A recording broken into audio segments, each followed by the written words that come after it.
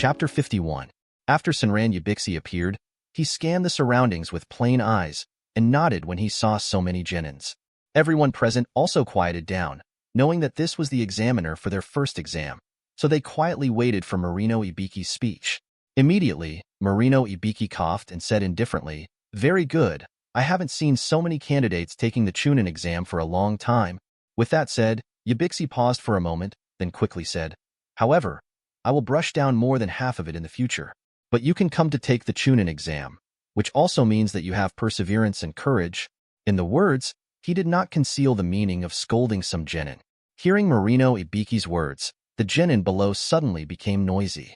"What do you mean, look down on people, right? Did you look down on us, treat us as fools, and still want to brush half of it down, dreaming?" Hearing these voices, Naruto couldn't help shaking his head. Apparently, those who uttered these abuses were all taking their seats. I think Yubixi is talking about them, but Yubixi only talked about half of it. These people obviously have no confidence in themselves and want to use words to show off.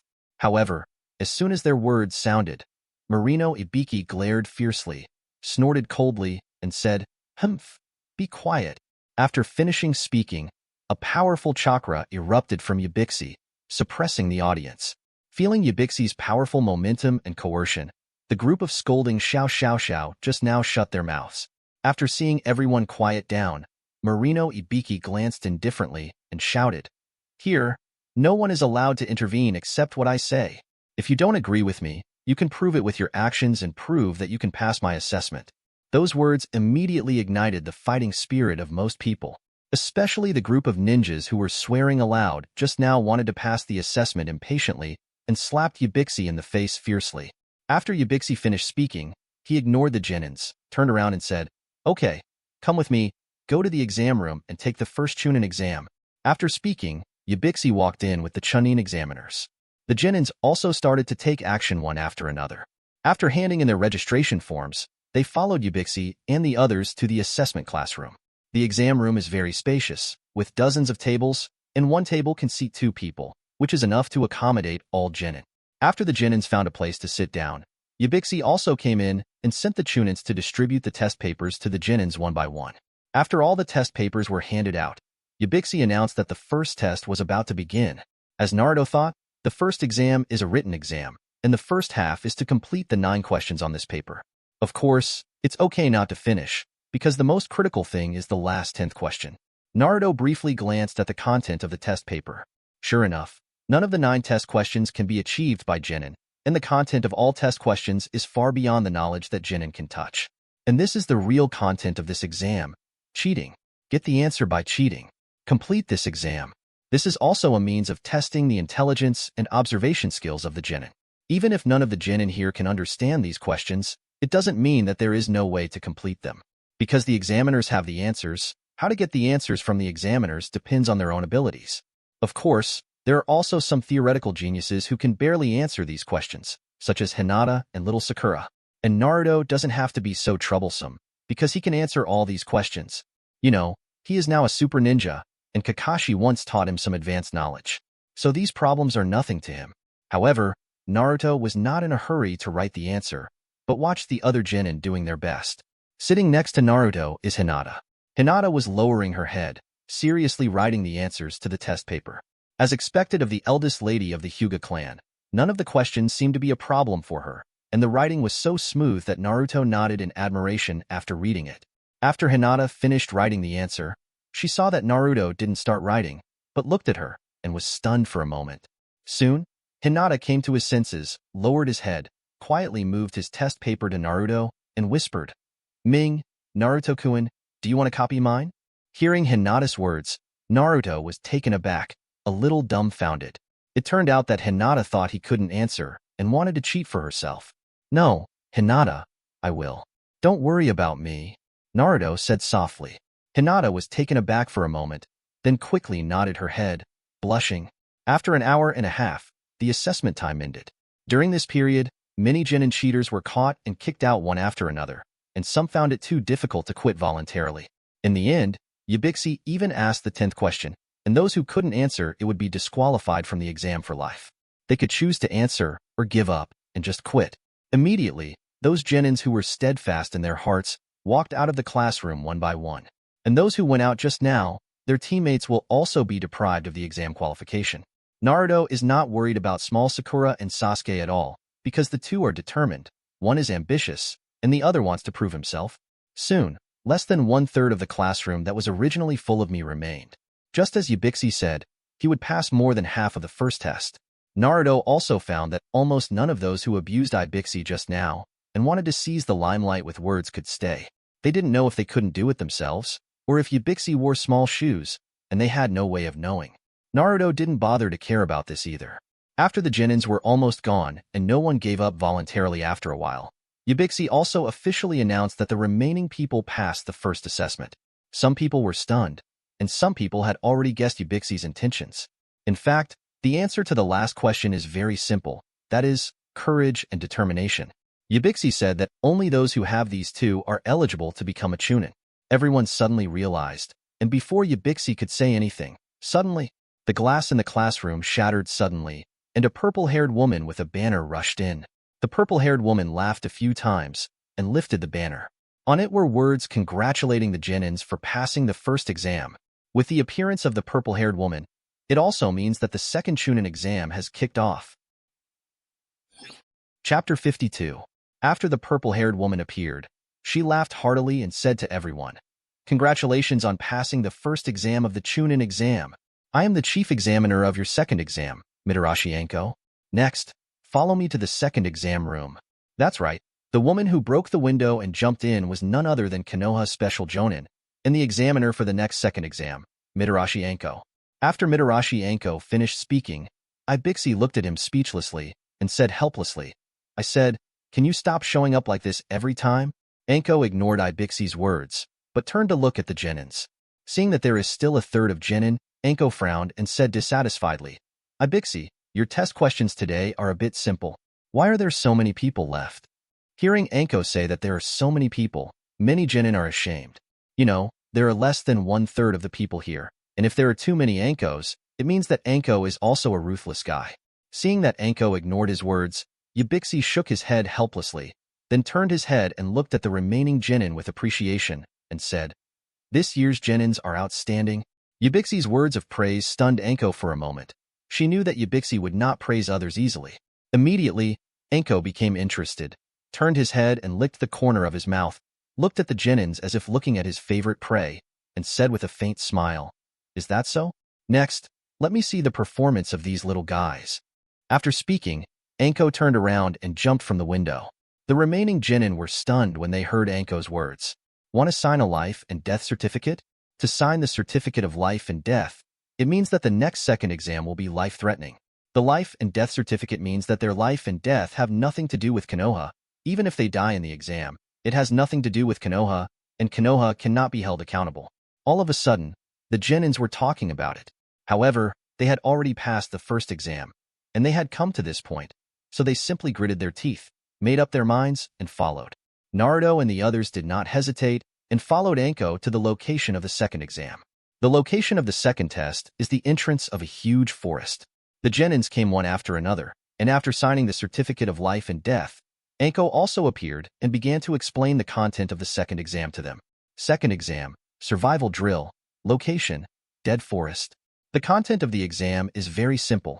Each team will be assigned one. And there are two types of scrolls, divided into the Book of Heaven and the Book of Earth. Each team will only be assigned one of the scrolls. As for the team assigned to the Book of Heaven, after entering the Death Forest, they must collect another scroll of the Book of Earth. After obtaining the two scrolls of the Book of Heaven and Earth, they can rush to the tower in the center of the Death Forest and pass the assessment. That is to say, after entering the Death Forest, except for the members of your own team, everyone else is an enemy. They must use all means to obtain another scroll they need, so as to have a chance to pass the examination. Hearing this scene, many genin gasped. Only now did they understand why they had to sign the life and death certificate. Because this is not a simple assessment. This is fighting. It's a gladiatorial battle between genins. And this Death Forest is their arena. Everyone must go through a fight, or other methods, to pass this test. Moreover, there is no rule that a team can only collect the Earth coiling axis once. That is to say, if a powerful team dislikes other people, or does not want too many people to pass the examination, They can completely rob the Book of Heaven and Earth and deprive others of their qualifications for the examination by means of hunting and killing. Here is where the Genins go on a rampage without any scruples. Now, they finally know why Anko said that anyone who is not afraid of death will come with her. Because inside is the paradise of the strong. It is also a hell for the weak. There are no scruples inside. It is a real battlefield. After speaking, Anko looked at the Genin with a smile and asked if anyone wanted to quit. No one replied, because they had already signed the life and death certificate, and it was too late to quit now.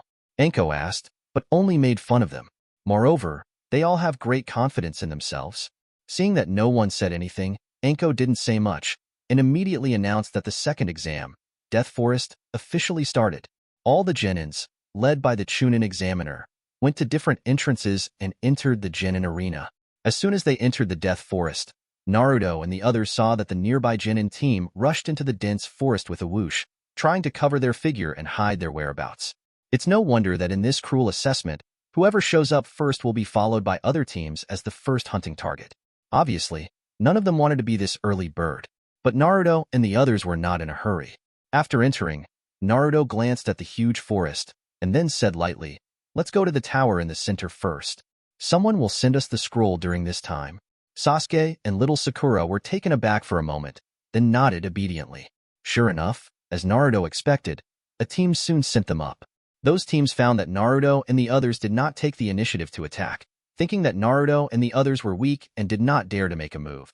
So they all wanted to snatch Naruto and the other scrolls. And without exception, they were all instantly killed by Naruto and Sasuke. The scroll was also taken away. As everyone knows, Naruto didn't make a move because he was too lazy to talk to them, not what they thought. At the end of the day, there were not a few teams who attacked Naruto and the others, and Naruto and the others also reaped a lot. I don't know how many pairs of the Book of Heaven and Earth scrolls are assembled, and finally someone realizes that Naruto and the others are not to be messed with. Just when Naruto and the others traveled a certain distance, they were about to find a place to rest for the night. Suddenly, Naruto saw a figure standing on a big tree in the dark forest in the distance. That figure, very slender, with sickly white pale skin, was glowing with bewitching eyes, licking the corners of his mouth bloodthirstily, staring at them like a delicious prey. Seeing this person, Naruto's pupil shrank suddenly. "Sasuke, little Sakura, be careful. Enemies are coming." Chapter 53, S-Class Rebellion, Orochimaru. Hearing Naruto's words, Sasuke and little Sakura froze for a moment and stopped. Soon, they found the figure in front of them. Sasuke immediately wanted to rush up and deal with that person. Just before Sasuke was about to make a move, Naruto stopped Sasuke, shook his head, and said lightly, "Sasuke, don't be impulsive. The opponent this time is not easy." Sasuke was taken aback. Seeing Naruto's serious look, Sasuke also seemed to realize that the enemies that appeared in front of him were really not as easy to deal with as those miscellaneous fishes he encountered earlier. There are not many who can make Naruto serious. Sasuke also looked at the person in front of him seriously again. Naruto squinted his eyes, looking at the familiar face in front of him, with a grass ninja village forehead protector, a slender man with a sickly build.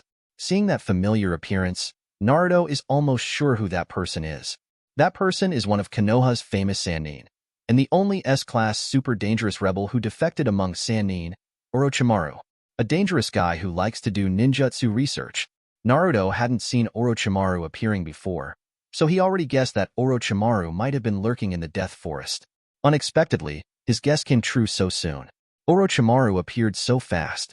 On their first day in the Dead Forest, they meet Orochimaru. Orochimaru, as one of Konoha Sannin, an S-level rebel, a fanatic researcher of various forbidden techniques, is undoubtedly powerful and extremely dangerous. Therefore, when Naruto saw him, he didn't take it lightly. On the other side, Orochimaru stood on the big tree, looking at the long-awaited prey that appeared, staring at Naruto and the three of them, squinting his eyes, with a strange smile on his face, and licked the corner of his mouth bloodthirsty. The next moment, Orochimaru's figure suddenly disappeared. When it appeared again, it had already appeared in front of Naruto and Sasuke. The terrifying speed like a ghost suddenly made Sasuke and little Sakura stunned for a moment. It was the first time they saw such a fast speed, even faster than Kakashi. Before they could react, the next moment, a huge chakra burst out from Orochimaru's body. There is an extremely terrifying murderous intent on chakra, attacking Sasuke and Naruto in an instant. Terrifying murderous aura filled the surroundings, sweeping over Naruto and Sasuke. Feeling the biting coldness and intense terror of this murderous aura, Sasuke and little Sakura shuddered. This murderous aura is simply too terrifying. Like blood-stained ghosts in hell, Sasuke and little Sakura feel the threat and fear of death.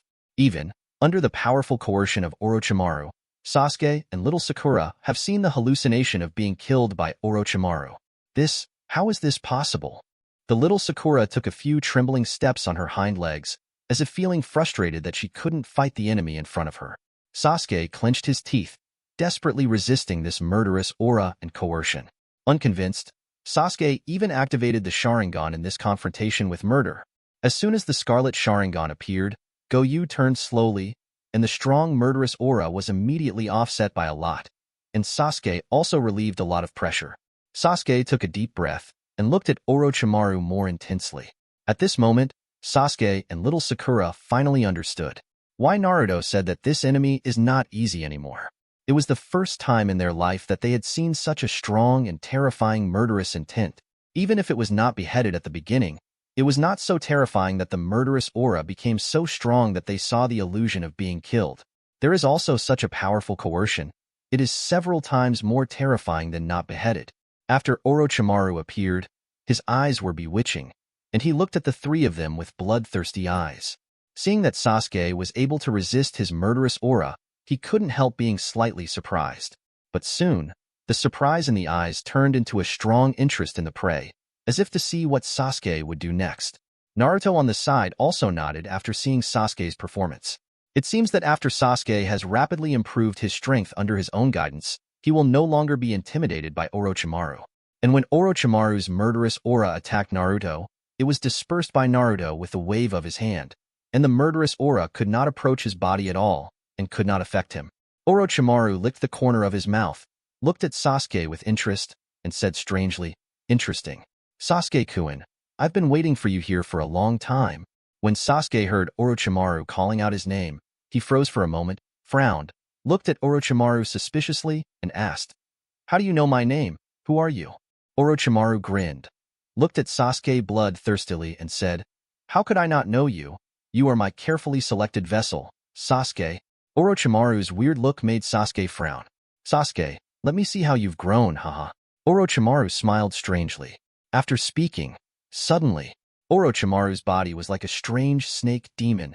With his neck stretched out suddenly, his mouth opened his fangs, and he attacked Sasuke horribly. At the same time, a terrifying big snake that was commanded at an unknown time also rushed out from the forest. The big snake was terrifying and fierce, and it bit Naruto fiercely. On the other side, the little Sakura had already been frightened by Orochimaru's murderous intent and had no fighting spirit, so she collapsed to the side and could only watch this scene in horror. "Sasuke, Naruto, be careful." Little Sakura yelled in worry and panic. The terrifying serpent charged at Naruto, while Orochimaru himself charged at Sasuke. It seems that Orochimaru wants to fight Sasuke alone to see Sasuke's potential. Chapter 54. Battle Orochimaru. Sasuke saw Orochimaru attacking him and quickly put on a fighting stance. Orochimaru's speed is extremely fast, but Sasuke can barely catch Orochimaru's figure with Sharingan turned on. Immediately, Sasuke made madras with both hands, puffed up his cheeks and shouted, "Fire style, great fireball technique." Fierce and hot flames suddenly spewed out from Sasuke's mouth, burning towards the attacking Orochimaru. Facing the huge fireball, Orochimaru couldn't dodge it and bumped into it head-on. Seeing this, Sasuke was taken aback.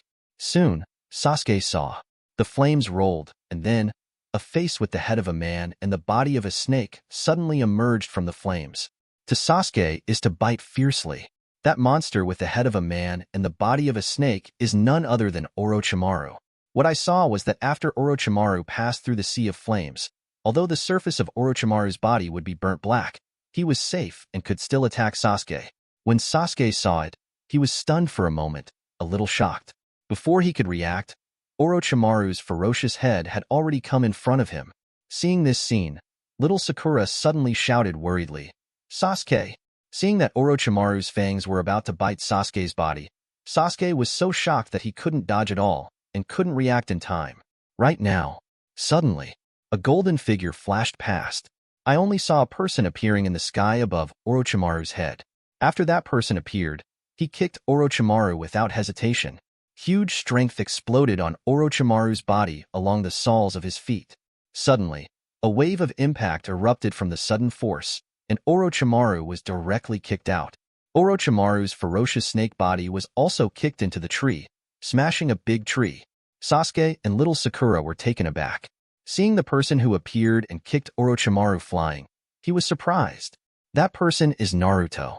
That's right, Naruto didn't know when he had already dealt with the terrifying big snake and came to rescue Sasuke. After kicking Orochimaru away, Naruto did not take it lightly, but squinted his eyes and looked at the ruins in the distance. He knew that Orochimaru, one of the Sannin, would not be defeated so easily.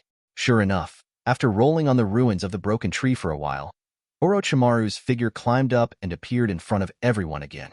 I saw that after Orochimaru stood up, he was not in a hurry to attack, but looked at Naruto, who kicked him in surprise. He didn't expect that Naruto would finish off the big snake he summoned so quickly. What's more, Naruto's strength and speed are so terrifying. When he came in front of him, he didn't even notice it, so he kicked himself on the body. And that kick actually kicked him into the air. Simply incredible. Thinking, Orochimaru looked towards the battlefield not far away, where a terrifying big snake was lying on the ground like a reptile, unconscious. Seeing this, Orochimaru frowned and couldn't help but look at Naruto with more surprise. His eyes were thoughtful and a little interested. You know, that big snake has more than Chunin strength. Even if Chunin comes, it will be difficult to parry. However, what was even more unexpected was that Naruto managed to get rid of Orochimaru so quickly and came to rescue Sasuke, which really surprised Orochimaru and aroused Orochimaru's strong interest. What Orochimaru didn't know was that, in fact, when the big snake attacked Naruto, it was already instantly killed by Naruto. Naruto didn't rush to make a shot, he just wanted to see Sasuke's performance. Sasuke didn't do too badly either, although I didn't manage to completely block Orochimaru's attack, but that's not his fault either. After all, Orochimaru had just exploded with impressive strength and wanted to take down Sasuke in one fell swoop. And at the critical moment, Naruto shot. Naruto thought for a while, since he chose to let Sasuke help him complete the plan in the future, do one thing. That naturally didn't want Orochimaru controlling Sasuke. Sasuke's talents are good, and he doesn't need to follow Orochimaru to increase his strength. Even if there is a different kind of fairy art, Naruto has a way for Sasuke to master it through other methods. At present, it is better to let Sasuke be by his side. At this moment, Orochimaru looked away from the big snake in the distance, put it on Naruto, narrowed his eyes, looked at Naruto, and thought in his heart, interesting, this is the Nine-Tails Kid. I didn't expect to have such strength. Orochimaru glanced greedily at Sasuke, then looked at Naruto, and said with a strange smile, I didn't expect that the little guy from the Uzumaki clan would have such strength. Let me see how far you have grown. After speaking, Orochimaru took out a sharp grass pheasant sword from his mouth.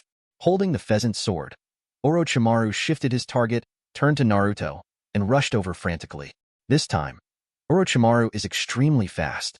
Fast as a ghost, Sasuke's Sharingan is a little hard to catch. Seeing this scene, Sasuke and the others also realized that Orochimaru just now had something to hold back. This time Orochimaru's attack on Naruto was several times stronger than before.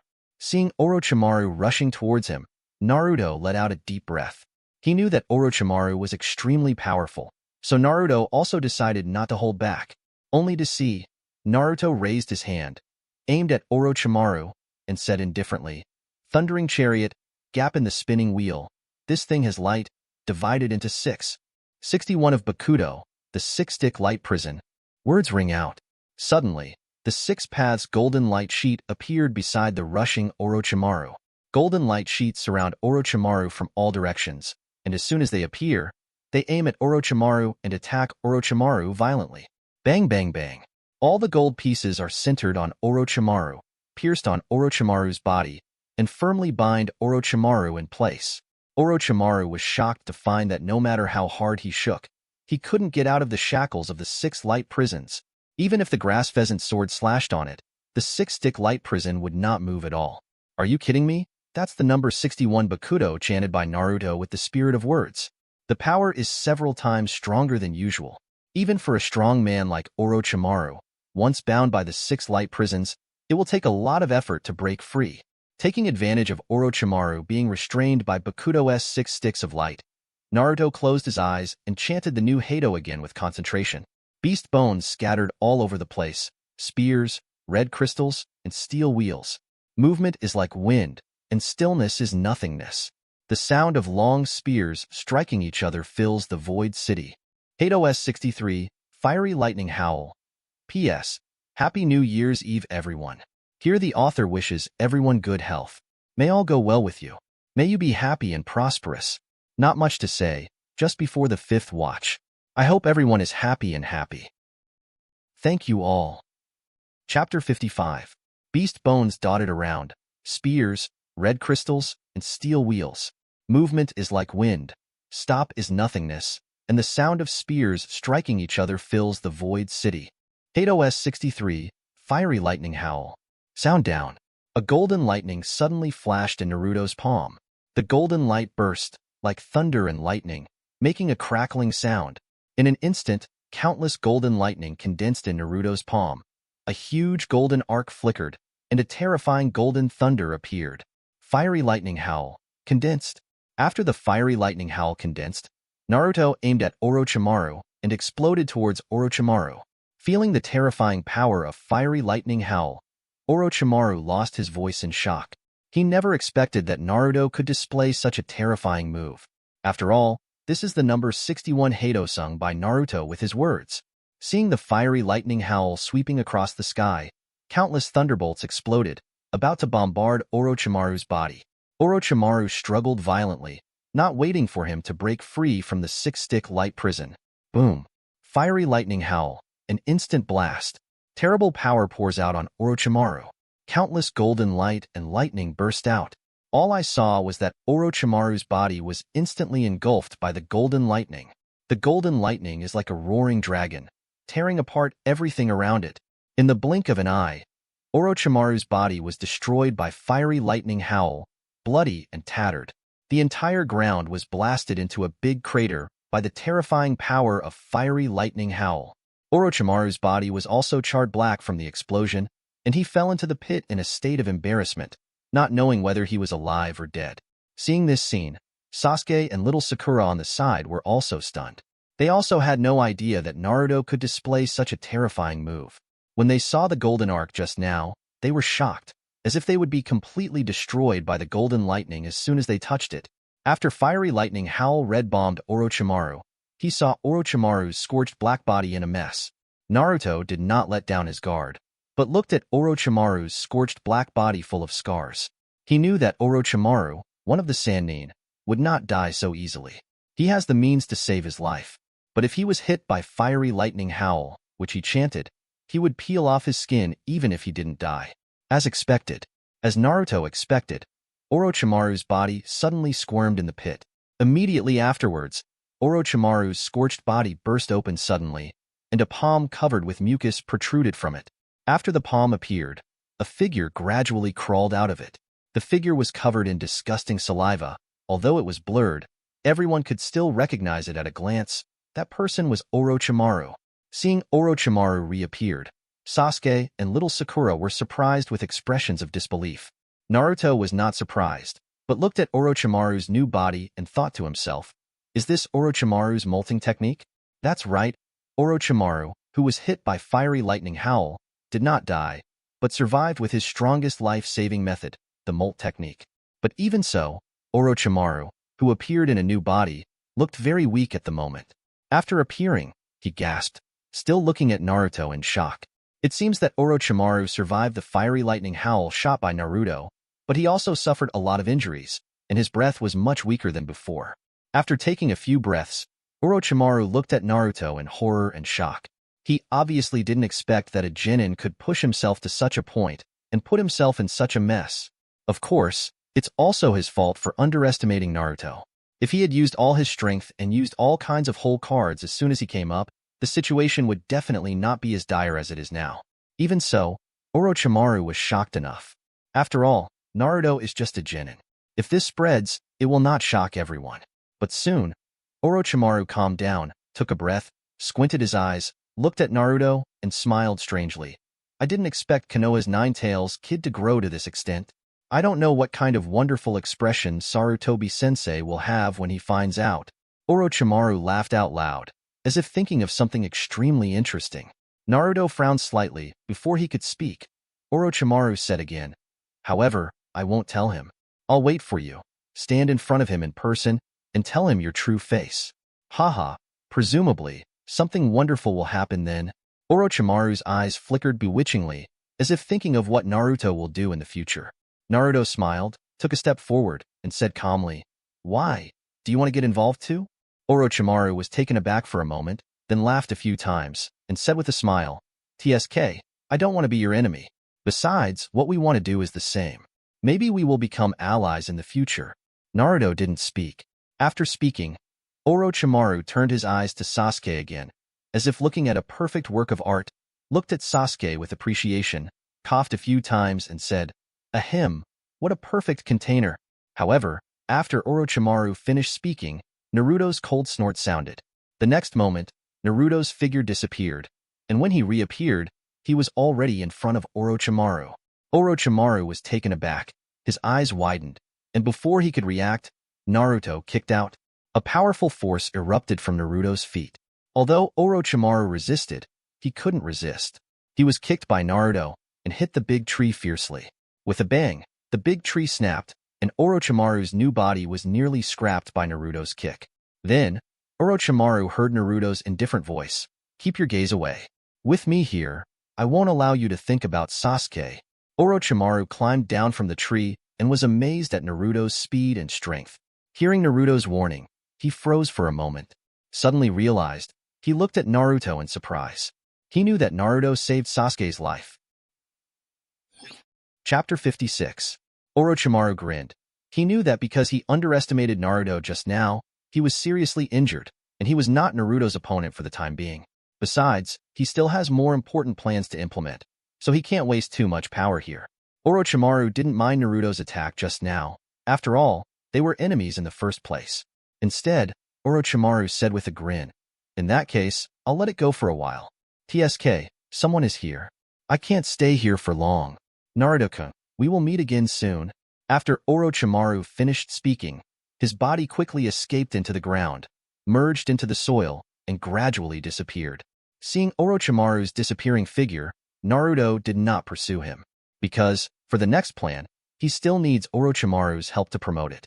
Not long after Orochimaru disappeared, sure enough, several figures flickered in the distance, approaching Naruto and the others. The speed of those figures was very fast. Obviously they were not weak, and they came to Naruto and the others in the blink of an eye. Naruto and the others turned their heads and saw at a glance that the person who came was Mitarashi Anko, the chief examiner of the Death Forest. Anko glanced at the messy battlefield and saw that the people here were actually the three Genins, Naruto, Sasuke, and Sakura, and he was taken aback for a moment. "What happened here?" Anko asked, frowning. Seeing Anko approaching, Naruto exhaled. He knew that there was so much commotion here, and the battle between him and Orochimaru was so fierce just now, it was hard not to attract others' attention. And Anko's coming was also within his expectation. "Soon," Naruto replied. "We encountered other ninja squads and fought them." After Anko heard Naruto's words, he glanced at Naruto in surprise. "Have a fight?" Looking at the big trees broken everywhere on the site, there is also a big pit tens of meters. This kind of battle marks is not like what Genin can make. Anko took a deep look at Naruto, just when Anko was about to say something. Suddenly, a piece of human skin in the pit attracted Anko's attention. The pale human skin looked tattered, but when Anko saw it, he recognized it at a glance and felt very familiar. Immediately, Anko lost his voice. "Orochimaru?" Naruto nodded. He didn't want to hide anything. Probably Anko already knew about Orochimaru lurking into the Death Forest. After confirming the traces of Orochimaru, Anko took a breath, clenched his fists, his beautiful eyes flashed with anger, and shouted, "Chasing! He can't run far." Anko turned and looked at Naruto and the others again and said, "You continue to take the exam. Don't worry about the things here. Next time you meet that enemy, don't be obsessed with fighting. Come and inform me." After speaking, Anko directed several Chunin examiners to continue to track down Orochimaru.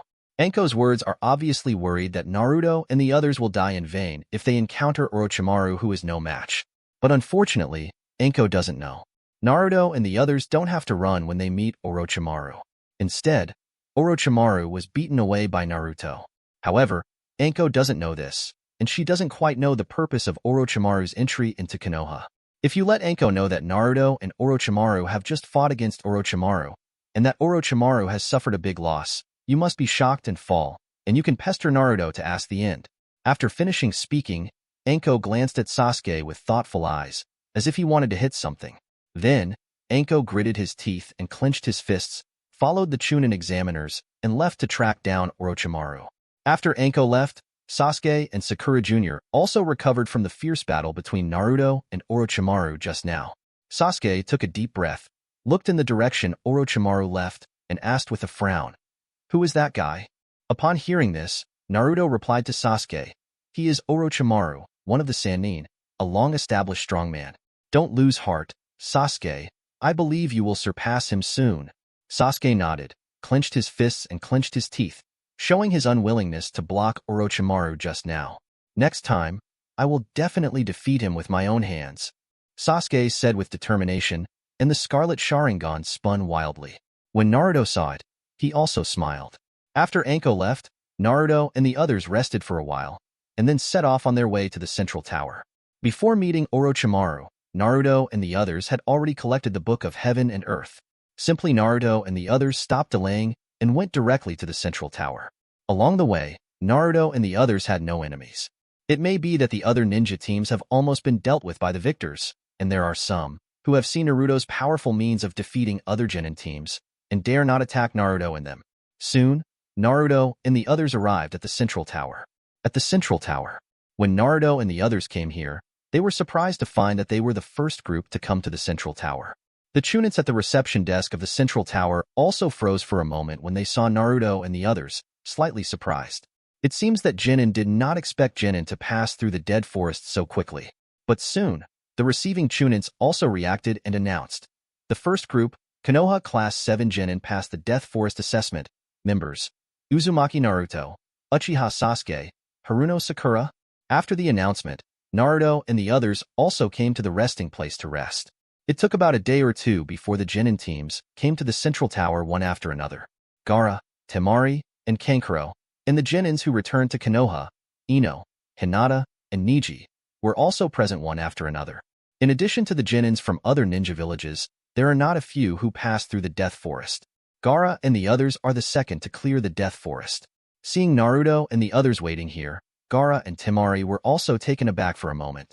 Kankuro showed an incredible expression. After all, they thought their squad was fast enough to make it all the way through, with few Genins able to stop them. Even some Genin teams were terrified when they saw Gaara's terrifying strength and means, and dared not approach him. Unexpectedly, Naruto came earlier than them. What they didn't expect was that Naruto's battle in the Death Forest was several times more intense than theirs. After all, not everyone can meet a terrifying powerhouse like Orochimaru. Chapter 57. In fact, it's not surprising that Gaara came later than Naruto. After all, although Gaara's team is strong, Gaara was basically the only one who made shots along the way.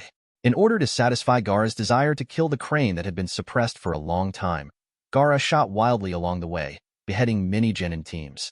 Although Gaara is strong, but after seeing Gaara's terrifying strength and means, the other Genin also fled one after another, and it took a little time to chase and kill him. In addition, the intricate roads in the Death Forest also wasted a lot of their time, so it was normal for them to come later than Naruto and the others. And Naruto, they don't need it. With Naruto and Sasuke, these two super Genins, the Genins of other ninja villages are like lambs waiting to be slaughtered in front of them, and they have no power to fight back. In almost a face-to-face encounter, Naruto and Sasuke were instantly killed, and the battle was quickly resolved. In addition, after Naruto's training and guidance, Sasuke and little Sakura also obeyed Naruto's command very much, and the speed of the journey was much faster. So, soon came the central tower. Temari stared deeply at Naruto for a while, but didn't say anything. After the Genin who passed through the Dead Forest arrived one after another, it was determined that no one else would pass. The Chunin examiners also brought the Genin who passed the second examination to the hall deep in the tower. The hall was already full of people. The Gaijōnins of the major ninja villages have already gathered here, waiting for the Genin of their village to appear. After seeing the Genin they were looking forward to appear, several jonin all expressed their admiration and amazement. In addition to these guides jonin, there are Konoha and Sand Shinobi's top management, including third Hokage is also here, as well as Kakashi, Yuihong, and Asuma. It seems that the next scene is also highly anticipated. After the Genins arrived one after another, the examiner Moonlight Gale also arrived. Moonlight Gale with a sick face looked at the many Genin in surprise, and it seemed that he did not expect so many Genin to pass through the Death Forest.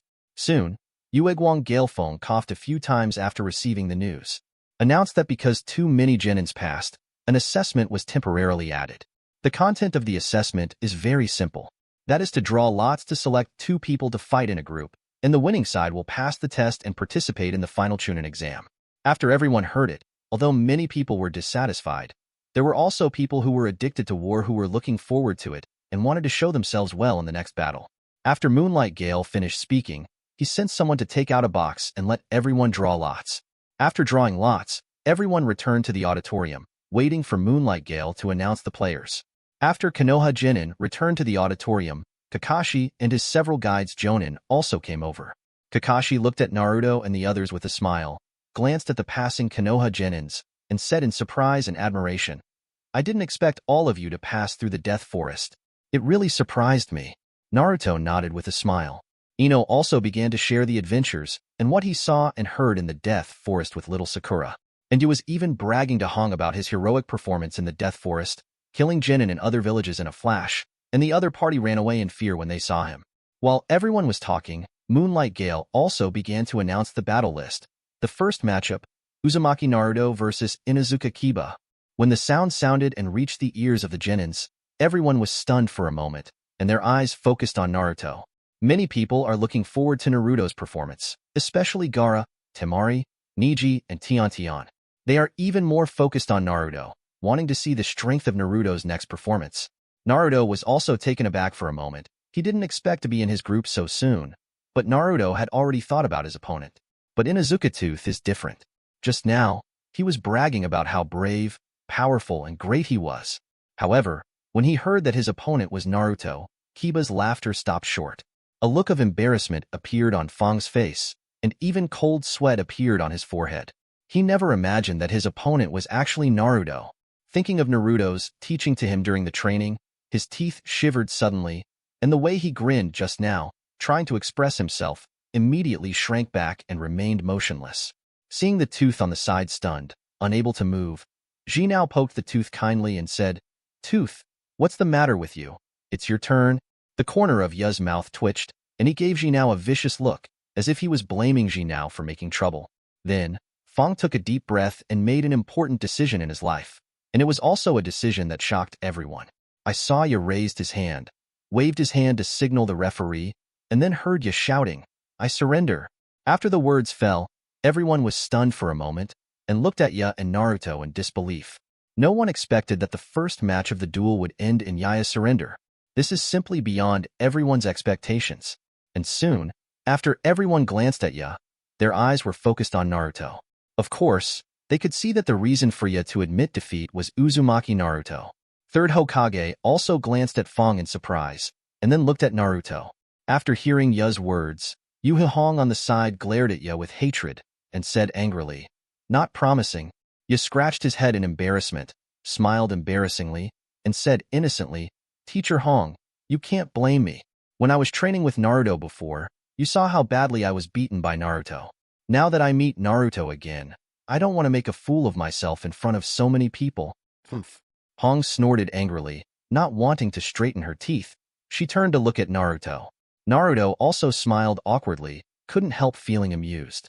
Although he had already guessed that this would be the result, he didn't expect Ya to say it so simply and admit defeat frankly.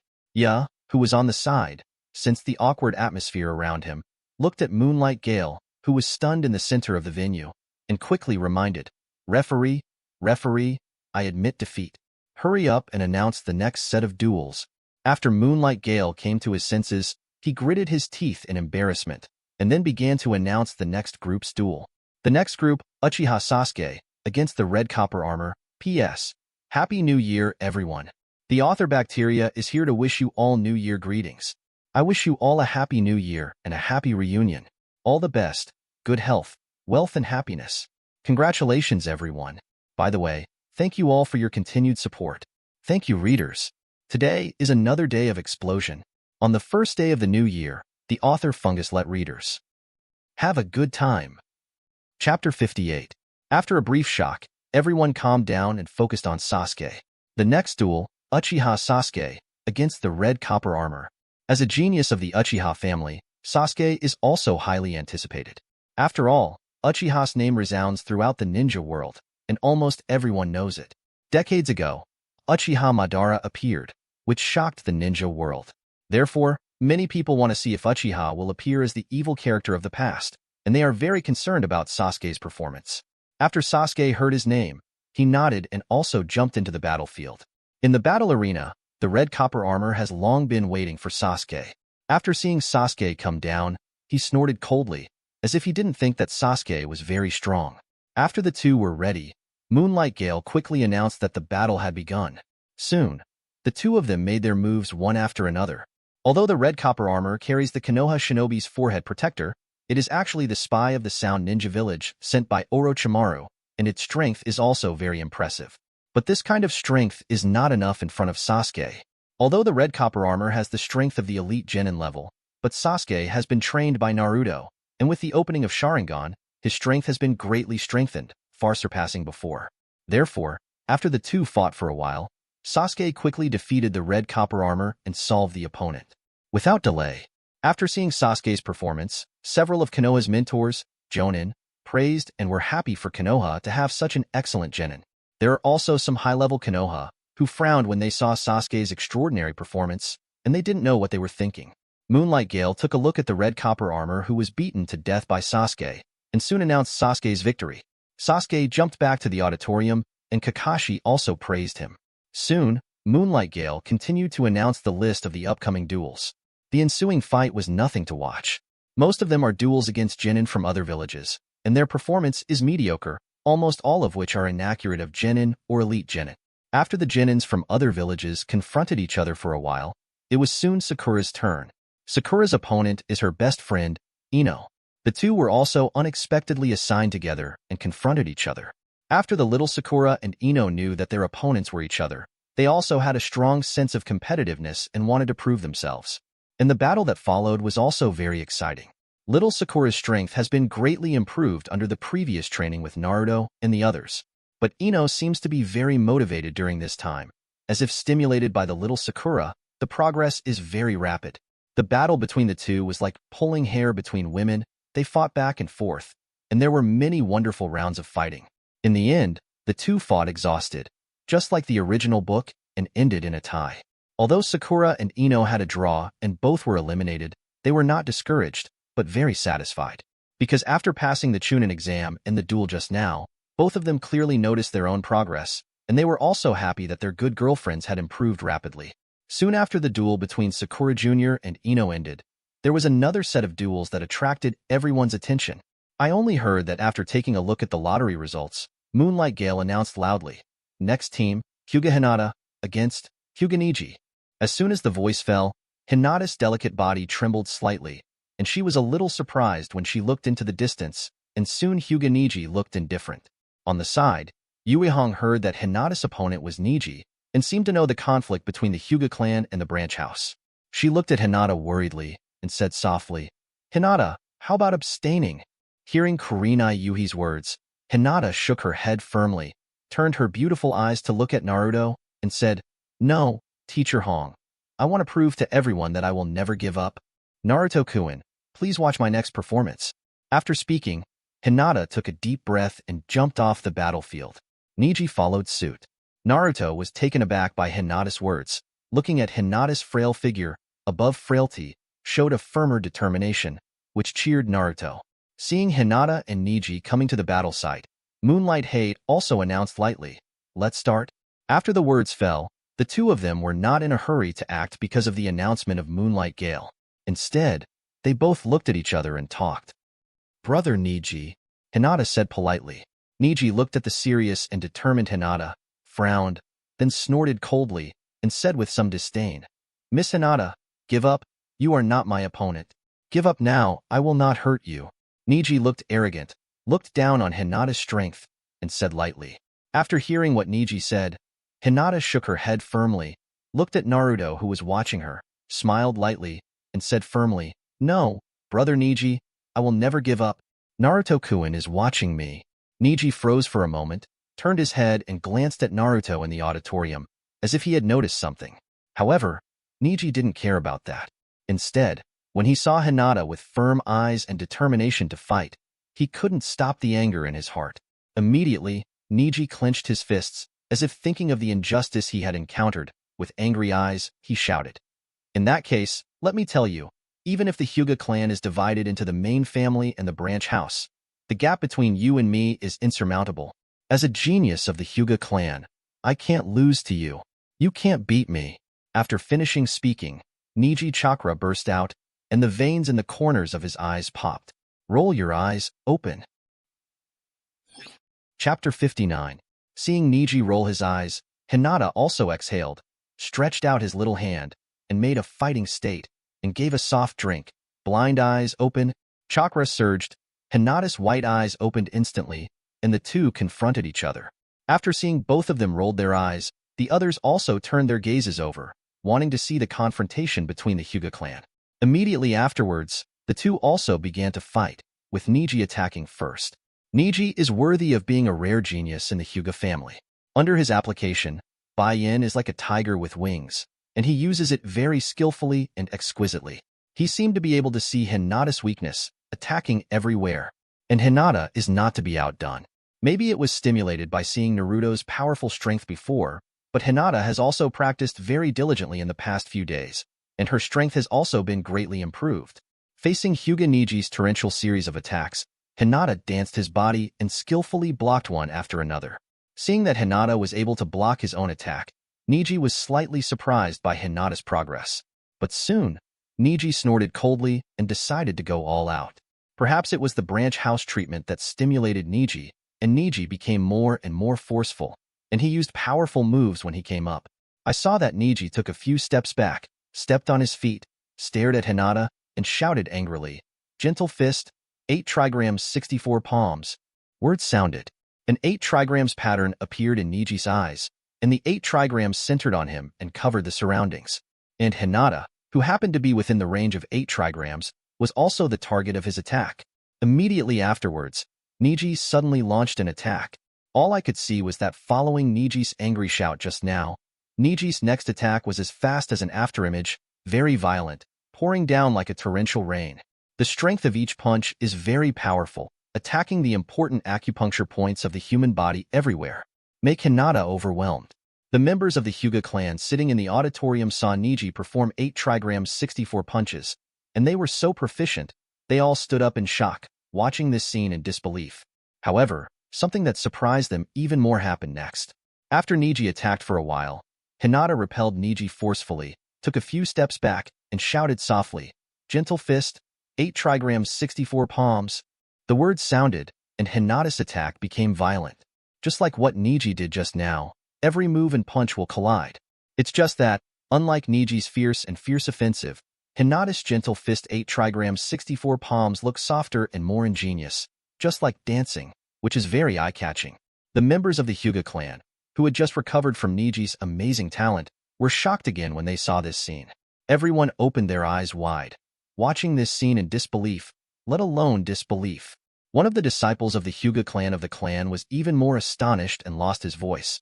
How is it possible that Ms. Hinata can also use 8 trigrams 64 punches?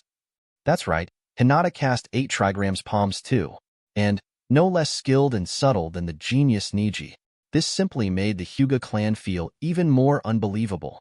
I always thought that they all thought it was Hinata, the tail of the crane in the Hyuga family, but at this moment, they gave them such a big surprise.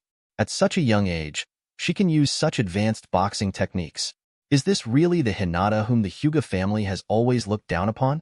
In fact, they don't even know how hard Hinata is working behind the scenes.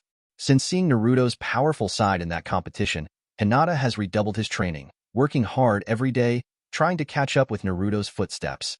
The collision of 2 8 trigrams 64 palms makes the battle scene extremely intense, also very eye-catching. The sound of bang bang resounded continuously from the battlefield. The fight between the two was in full swing, and the outcome was hard to tell. Soon, after the 84 palms of the 8 trigrams were poured out, everyone saw the scene of the two of them. I saw that both of them were in a bit of a panic, and Niji also had 2 fist marks on his body. Obviously, he was attacked by Hinata just now. Seeing this scene, everyone exclaimed, especially the Hyuga clan. They know how strong Hyuga Niji, known as the genius of the Hyuga clan, is. Yamato is outstanding, almost invincible among the peers of the Hyuga clan. In the annual competition within the clan, no one can beat it. Even some adults who practiced a few years earlier than Niji are not Niji's opponents. Niji can leapfrog the challenge. However, such an excellent and powerful genius Niji, at this moment, got 2 punches in the fight with Hinata, who they thought was the tail of the crane. It's incredible. On the other hand, Hinata, even though the acupoints on his body were blocked in several places, Hinata still stood, staring at the opponent in front of him without giving up. However, Hinata's physical strength and chakra seemed to consume a lot. The 8 trigrams palms confrontation just now made her feel a little strenuous, and her acupoints were more than half sealed. At this moment, she was already panting on the spot. But even so, it made the Genin and the Hyuga clan look at Hinata with admiration. After all, because of the existence of superciliousness, peers can't even hurt Niji if they want to. Hinata, who is considered to be the tail of the crane, has been able to hit Niji with 2 punches in the fight with Niji. Niji glanced at the palm prints on his body and frowned slightly, his eyes even more angry. He knew that because he underestimated Hinata, he didn't use all his strength just now. But he, who bears the pain of Branch House, will never allow himself to be beaten by members of the clan. Niji snorted coldly and couldn't help wanting to strike again.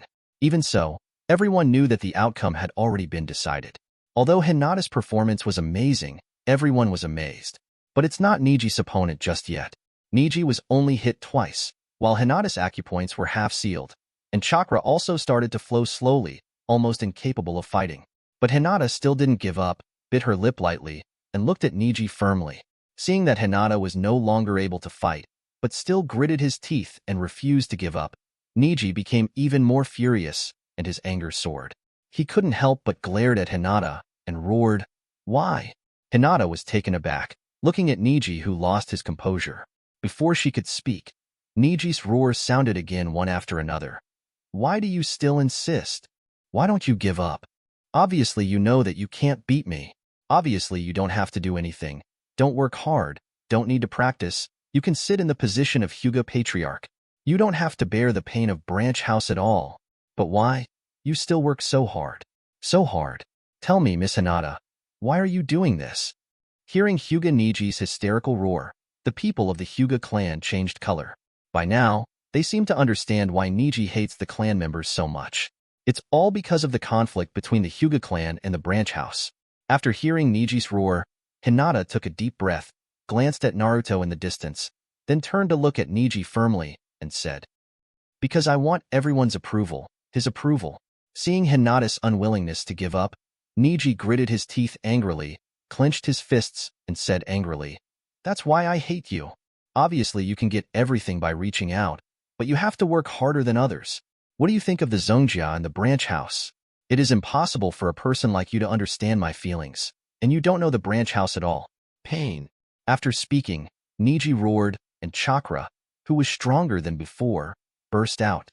Then, Niji stretched out his palm again, ready to attack again and end this fight. Just when Niji was about to make a move, Guy in the auditorium suddenly shouted, saying, "Enough, Niji!" However, Niji couldn't listen to his words at all, and turned his head and glared at Hinata with hatred, as if he wanted to vent all the pain on him to Hinata. Just when Niji was about to make a move, another indifferent shout sounded, making Niji stunned. "What is that look on your face?" After the voice sounded, Niji froze for a moment, then turned his head to look at the owner of the voice, that is, the auditorium. All I could see was that in the auditorium, Naruto was watching this side indifferently. After glancing at Hinata tenderly, Naruto turned his head to look at Niji again. The owner of that voice just now is him, Naruto. Before Niji could speak, Naruto continued, "What are those eyes of yours? Do you think you can change all this with your angry expression, hateful eyes, and impotent rage? No, you can't. You can only accept it feebly. If you really want to change the situation of the Branch House, you should keep getting stronger, possess strength beyond ordinary people, and control everything. Instead of venting these things on the innocent Hinata, Neji gritted his teeth when he heard Naruto's words and roared unwillingly, "What do you know?" After speaking, Neji ignored Naruto, turned around and rushed towards Hinata, ready to end the blow. However, at this moment, when Neji was about to rush in front of Hinata, three figures flashed suddenly. Only Yuihong, Guy and Kakashi shot at the same time. Guy immediately hugged Neji to stop Neji from moving, and Hong stretched out his hand to stop Neji. As for Kakashi, he didn't stop Neji, and he didn't bother Hinata. Instead, he stood between the two, looked at Naruto, who appeared in front of Hinata at some point, and stopped Naruto's actions. All I saw was that Naruto stared at Neji coldly and said indifferently, "I don't understand, but if you dare to take a step forward, I will kill you." Chapter 60.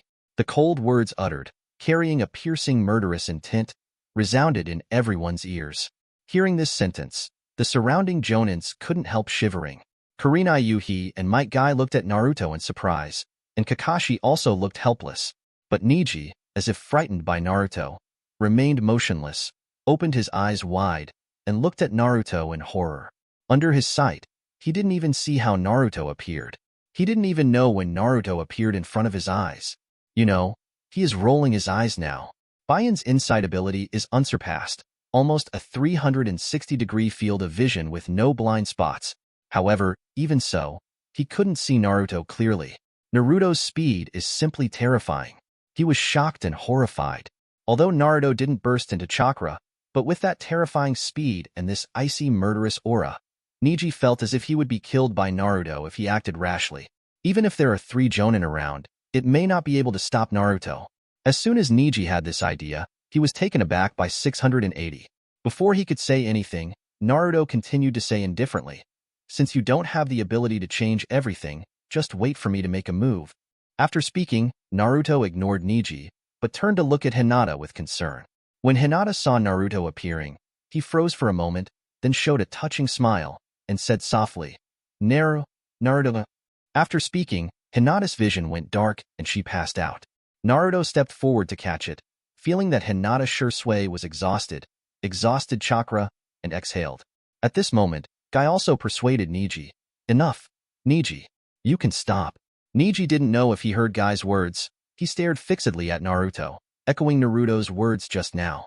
Immediately afterwards, Neji took a deep breath, calmed down, looked away, and gave up unwillingly. The referee Moonlight Hate saw Neji stop and Hinata fainted, and immediately announced the result of the battle. After the announcement, there was still no sound from the audience. They, Beck, all looked at the scene in front of them in shock. Now they are not surprised by Neji, nor by Hinata, and they don't care about the result of this battle. Instead, I was completely shocked by the speed Naruto showed just now. Naruto's speed just now. Few people present can clearly see it. A genin can have such a terrifying speed. Only now did they understand that Inazuka's surrender just now was not because he was afraid of losing face, nor was it out of friendship to give points. Rather, even if it goes up, it is meaningless, and it will only be crushed mercilessly. There is such a monster hidden in Konoha's genin. Konoha executives looked at Naruto, squinted their eyes were thoughtful, and they didn't know what they were thinking. And Temari and Kankuro were even more surprised, looked at Naruto in disbelief and said, "This guy is even more mysterious than I imagined. Perhaps we can find a chance to get in touch." Just when everyone was talking, Naruto also picked up Hinata and went to the infirmary to rest. Chunin exams are held as usual. The ensuing battle was nothing to watch. Some genin with almost the same strength were fighting each other. The only exciting thing is the duel between Shaoli and Gaara. Perhaps influenced by Naruto just now, when Shaoli played against Gaara, he asked Might Guy to unload the burden at the beginning. Might Guy also wanted to let his disciple show off, so he nodded in agreement.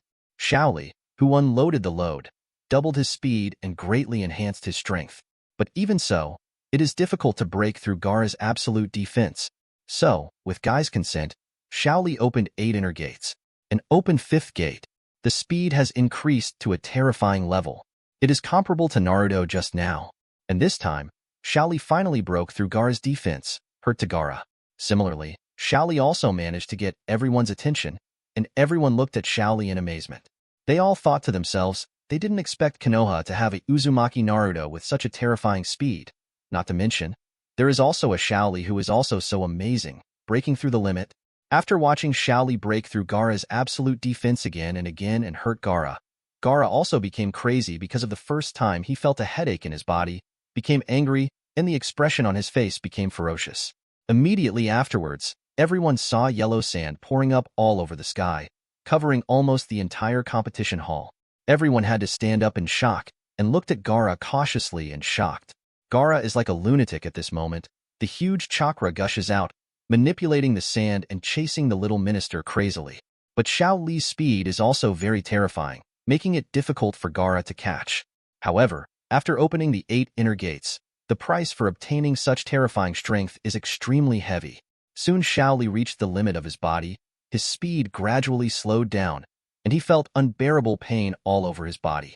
At this moment, Gaara seized the fighter plane, and the sand followed Xiao Li, entangled Xiao Li's ankle. Just when Gaara wanted to destroy Xiao Li, Might Guy appeared in time, kicked the sand and saved Xiao Li, and Xiao Li finally couldn't hold on anymore and passed out. The battle is over, the winner has been divided. Everyone stood up and watched this scene in amazement.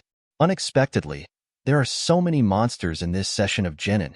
Not only the unfathomable Uzumaki Naruto, but also Lock Lee who opened the 5th gate and 8 inner gates, and Gaara, a monster that covers the sky with yellow sand. Everyone is very interested and wants to see the performance of the next Chunin exam.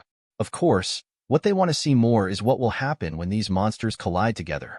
With the end of the duel between Xiao Li and Gaara, the entire interim assessment is also over. After the results came out, there were only 10 people left. And out of 10 people, there are 4 highly anticipated duels. After the assessment, Moonlight Gale also began to announce the results. And soon, he also said, the final of the Chunin exam will be held in 1 week. All Genin are adjusting their status during this period and preparing for the final. And 1 week later, it is also the final match that everyone is looking forward to. They would like to see who will stand out from the crowd in this session of Genin. Chapter 61. After hearing the news, Naruto was also taken aback for a moment. He originally thought that the final would start in a month, but he didn't expect it to be so soon. The final would start in a week. But this is just right, and Naruto is also looking forward to the next plan. During this week, the Genins who participated in the finals worked hard to improve their strength. Sasuke was also taken away by Kakashi, saying that he wanted to further guide Sasuke Chakra's nature transformation. Naruto also knew that Kakashi was going to teach Sasuke Raikiri. And during this time, Naruto's cultivation did not fall behind, because he knew that Konoha would not be peaceful in the future.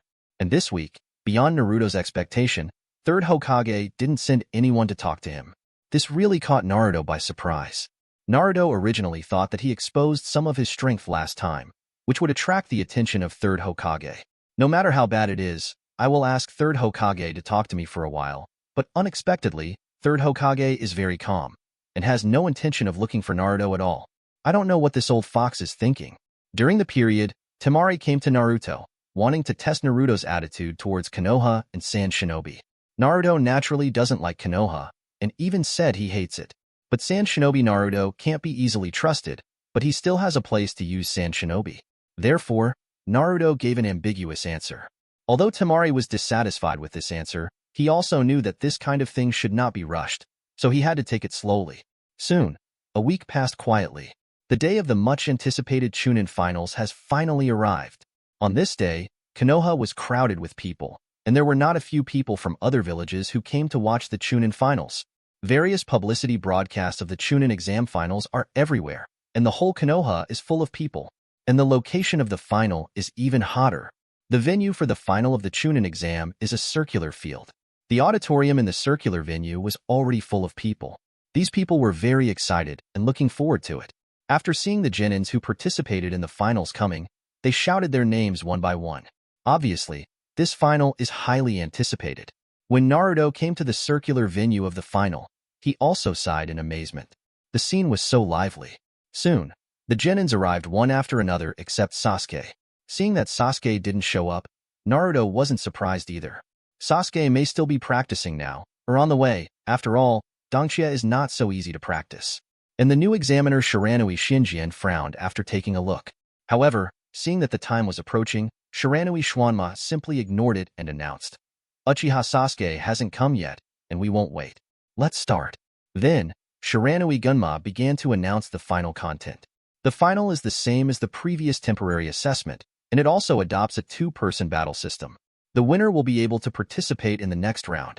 It's just that this time it's not a lottery, but a machine screening.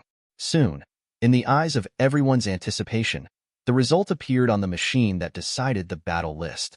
When the machine was behind the names of two people, Shiranui Gunma glanced at it and announced lightly, "First round, Uzumaki Naruto versus Hyuga Neji." Hearing this result, everyone in the auditorium cheered immediately. One is the unfathomable Uzumaki Naruto, who showed his speed before, and the other one is the rare genius of the Hyuga family, Hyuga Neji. The two are about to confront each other, which is very interesting. As for Jonin's position in the special auditorium, Guy and Kakashi were slightly surprised when they heard the battle list. However, Guy quickly showed his big white fang and said confidently, like Kakashi on the side, "Kakashi, who do you think will win between the two?" Kakashi looked at Naruto deeply for a while and said lightly, "Probably Naruto." Hearing Kakashi's words, Guy laughed a few times, then shook his head and said, "That's not necessarily the case. Neji played against Hinata that day, but he didn't use his full strength. He has even stronger cards." Kakashi smiled and didn't argue with Guy.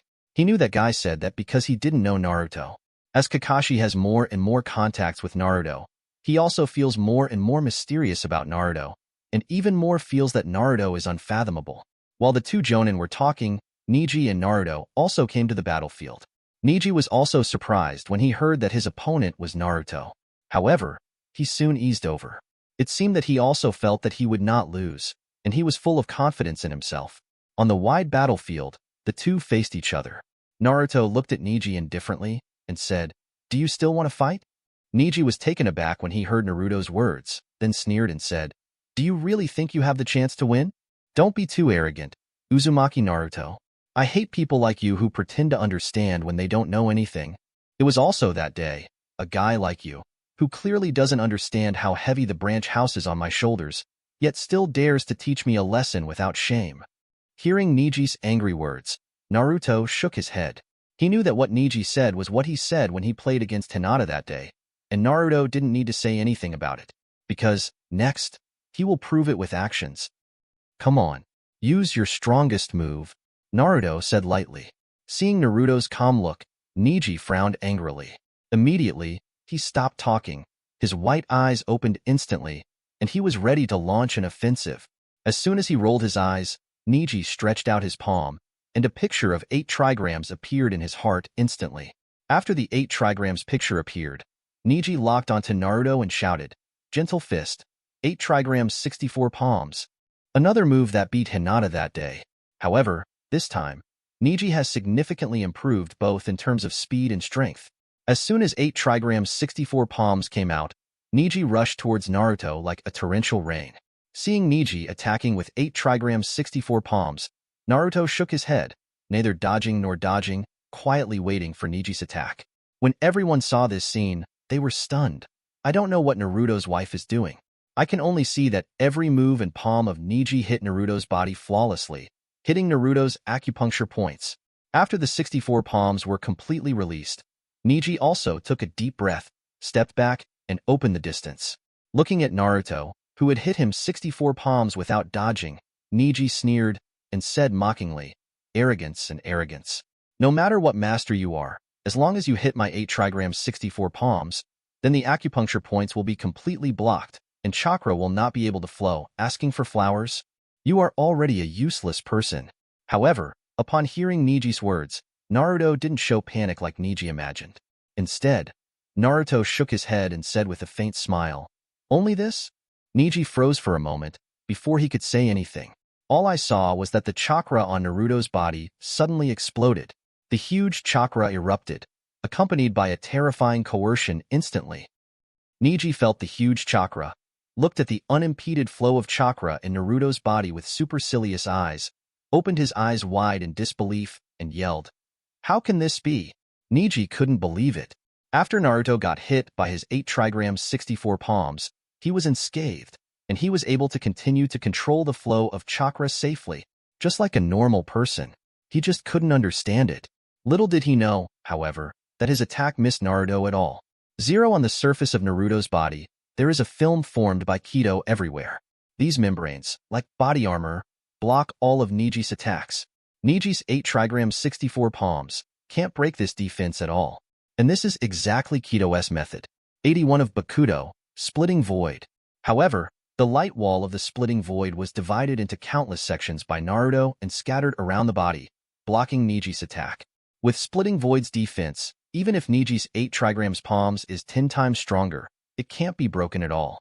Looking at Niji, who was so shocked and couldn't believe it, Naruto didn't explain to him and didn't give him time to react, but said lightly, "It's my turn, use your strongest defense." After speaking, Naruto raised his finger. The finger flashes with lightning, gathering the fingertips. The light of the fingertips shines extremely. Aiming at Niji, it is about to explode. When Niji saw that Naruto was about to attack, he was taken aback for a moment and reacted quickly, making a defensive posture. I only saw a lot of chakra burst out from Niji's body, and his body was spinning at high speed, and the chakra gushing out of him, accompanied by Niji's high-speed rotation, formed a white spherical light mask visible to the naked eye around Niji. The mask covers Niji's whole body and protects Niji. Then, I heard Niji shouting, "Gentle fist, 8 trigrams palms, come back." At the same time, the white thunder on Naruto's fingertips also shot out suddenly. Naruto's faint voice also sounded, "Kaido number 4, Shirai." After the white snake is fired, it passes through Niji like a bullet at the speed of light. Just see.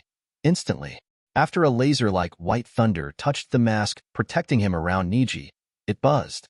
Almost in the blink of an eye, the mask instantly shattered. Vellay penetrated revolving heaven, that is, the spherical mask. There was also an obvious hole in the entire circular mask. At this time, Niji also stopped spinning and revealed his figure. I only saw Niji looking at Naruto in disbelief, his eyes wide open, his face full of horror. It seems that he still can't believe it. Naruto pierced through his strongest defense with just one finger and a little finger back. How could the door? Chapter 62. That's right, only one finger was used. Naruto pierced the genius of the Hyuga clan, Hyuga Niji's strongest absolute defense, revolving heaven, with just one finger. Seeing this scene, everyone in the auditorium stood up in shock, looking at the scene in front of them in disbelief. Especially those of the Hyuga clan, seeing that Niji's strongest defense, revolving heaven, was pierced in an instant, felt unbelievable and unbelievable. You know, that is the strongest defense method of the Hyuga clan.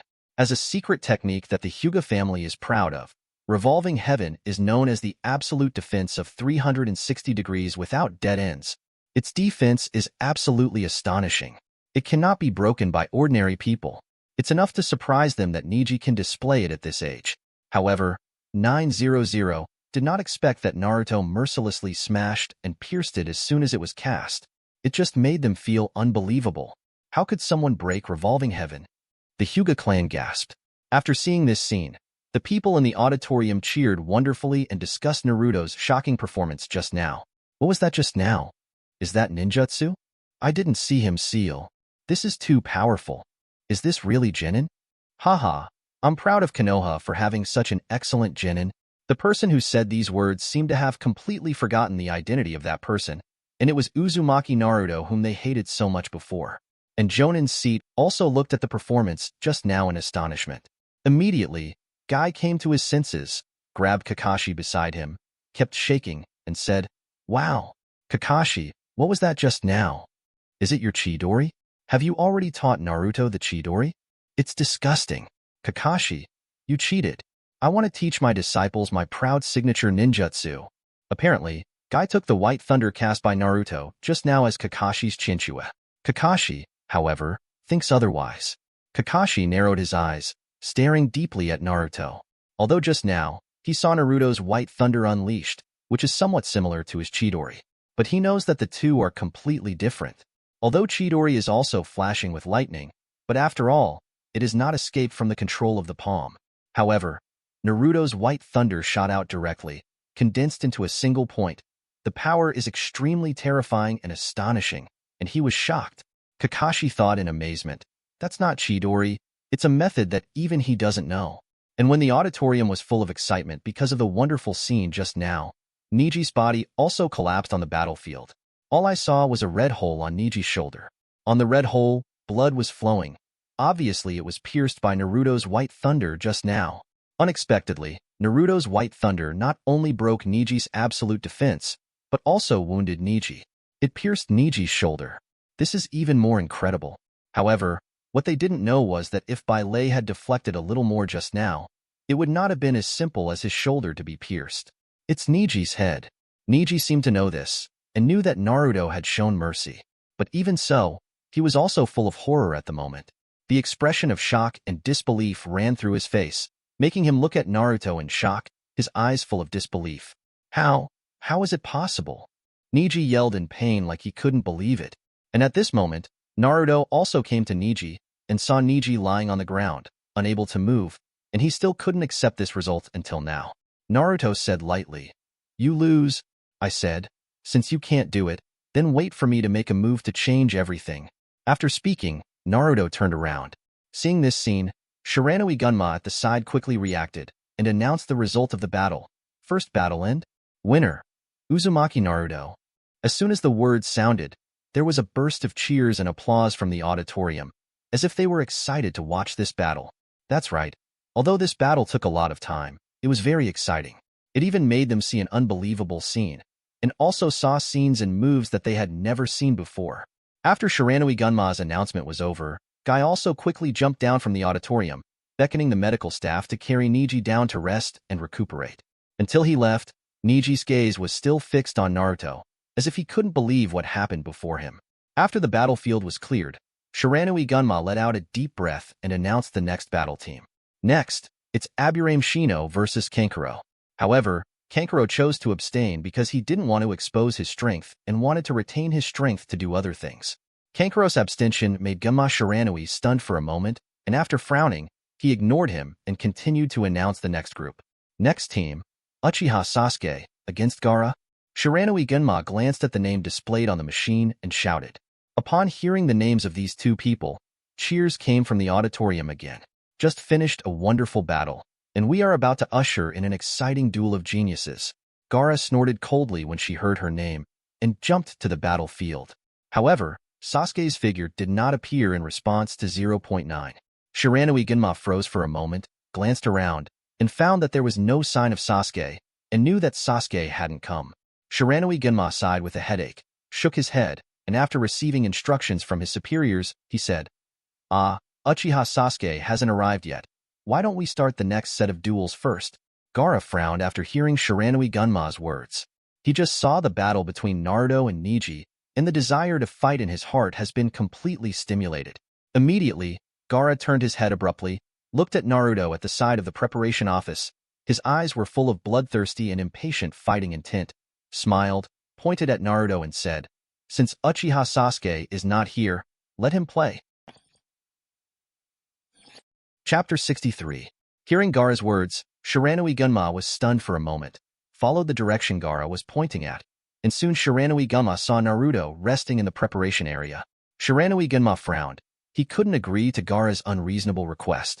Every duel in the finals of the Chunin exam has been strictly monitored and screened, and opponents cannot be changed at will.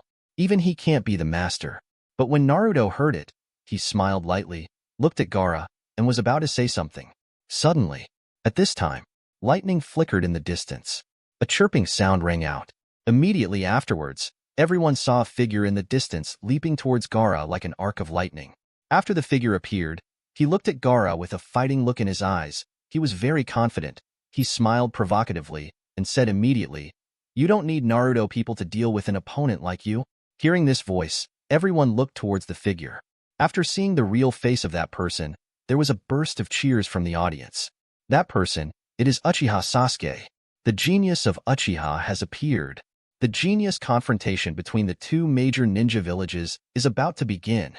Seeing Sasuke's appearance, Naruto was taken aback for a moment, and then smiled faintly. Seeing the confident smile on Sasuke's face, he knew that at 17, Sasuke had learned Chidori. In just 7 days, learn Kakashi's signature tricks. If this spreads, the ninjas will be shocked. However, Naruto knows.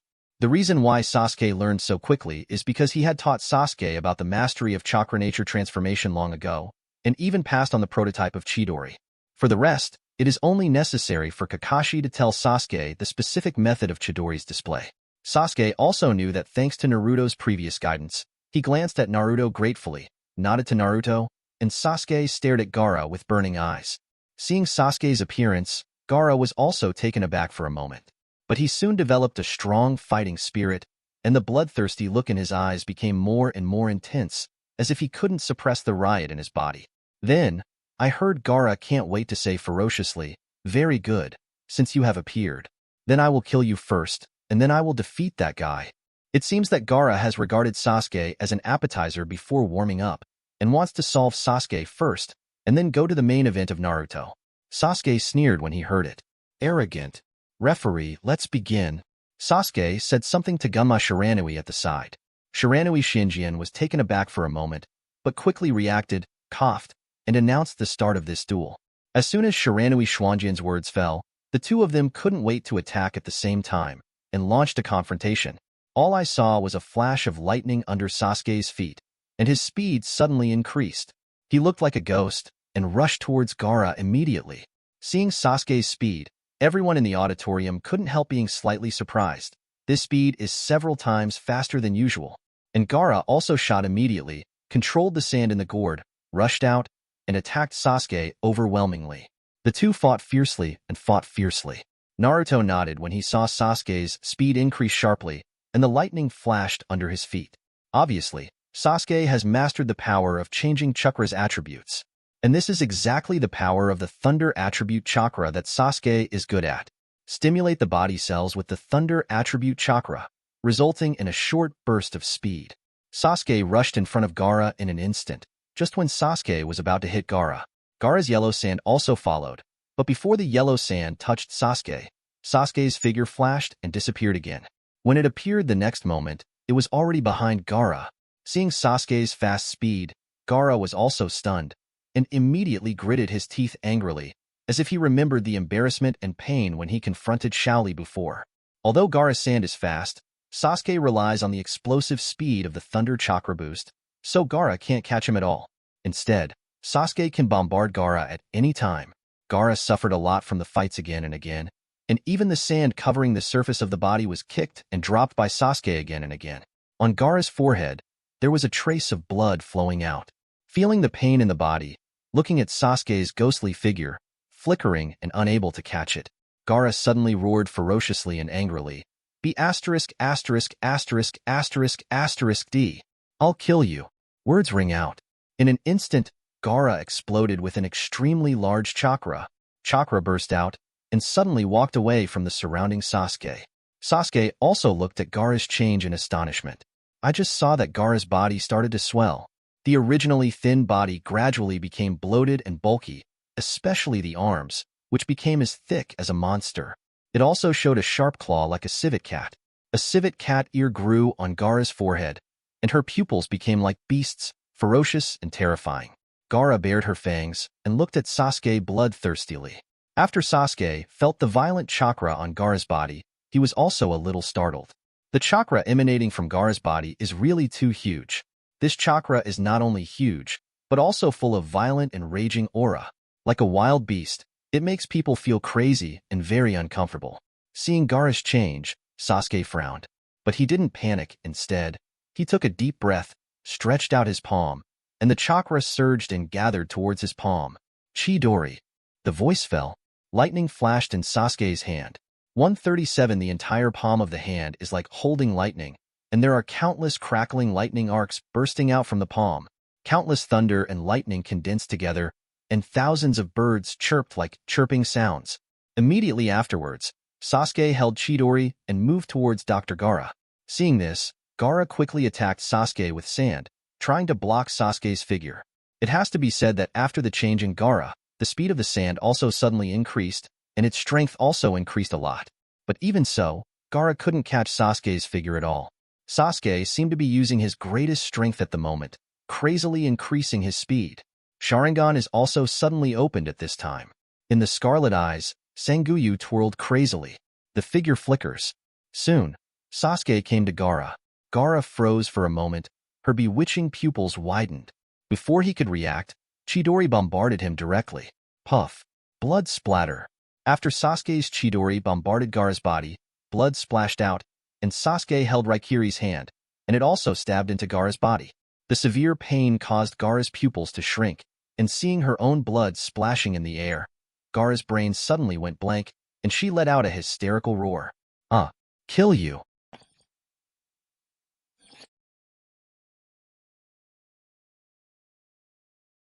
Chapter 64. After the sound sounded, there was a bang. On Gaara, chakra burst out again. The chakra that erupted this time is bigger and more terrifying than before. Not only that, this chakra is very violent, full of the breath of destruction and hatred, extremely evil. It makes people feel like they are in the abyss of hell, being watched by evil spirits, very uncomfortable. Then, Gaara's body began to change drastically. The other palm, which was originally normal, also turned into a huge civet cat claw. The ears on the forehead are also fully grown. Gaara's expression also became ferocious and terrifying. The fangs are extremely sharp, very sharp. At this moment, Gaara is really like a raccoon monster, which makes people tremble with fear after seeing it. Sasuke was shocked when he saw Gaara turned into a monster, and wanted to pull out his palm and stay away from Gaara. However, Sasuke found that although his palm penetrated Gaara's body, he couldn't pull it out. Sasuke saw that the place where Gaara's body wound was poked originally turned into yellow sand, and his palm, like stepping into the yellow sand Uzumaki, was absorbed by Gaara's body. The sand shinobi ninjas in the auditorium, as well as Temari and Kankuro, also panicked after seeing Gaara's changes and said worriedly, "Gaara, is he planning to break through the seal now? What to do, ma Jonin? No matter what, Gaara can't let our plans be ruined. Plan ahead of schedule. Kill." After Temari and Kankuro and their guide Jonin Baki finished speaking, they started to move. At this time, many ninjas discovered that ordinary people and villagers in the auditorium had been intoxicated by the incense and passed out without knowing when. Some genins with weaker strength have also passed into a coma. And at this moment, dozens of sand shinobi rushed out and attacked the Konoha shinobi who were still unconscious. Those Konoha shinobi people didn't know what happened, but they also knew that things had changed and sand shinobi became their enemy. So, they rebelled one by one. And Kakashi and Guy also know that this is Sand Shinobi going to attack Konoha. Not only Sand Shinobi, but also the ninjas of a ninja village. The three parties killed together and became a mess. Even the side of third Hokage has changed. Seeing this, Kakashi immediately shouted, "Enemy attack!" All Konoha Shinobi members are on level 1 alert, facing the attacking ninjas of Sand Shinobi and Ninja Village. Protect the villagers and companions. After speaking, Kakashi also entered the battle gear. And the battlefield is like that. Gaara, who has gone crazy, doesn't care what's going on around him at all. He has become hideous like a civet cat monster, staring at Sasuke crazily with bloodthirst. Immediately afterwards, Gaara will lift up the sharp tanuki claws and grab Sasuke with one paw. Seeing this, Sasuke quickly wanted to dodge, but his palm was sucked by Gaara's sandy body, and he couldn't move back even a little bit.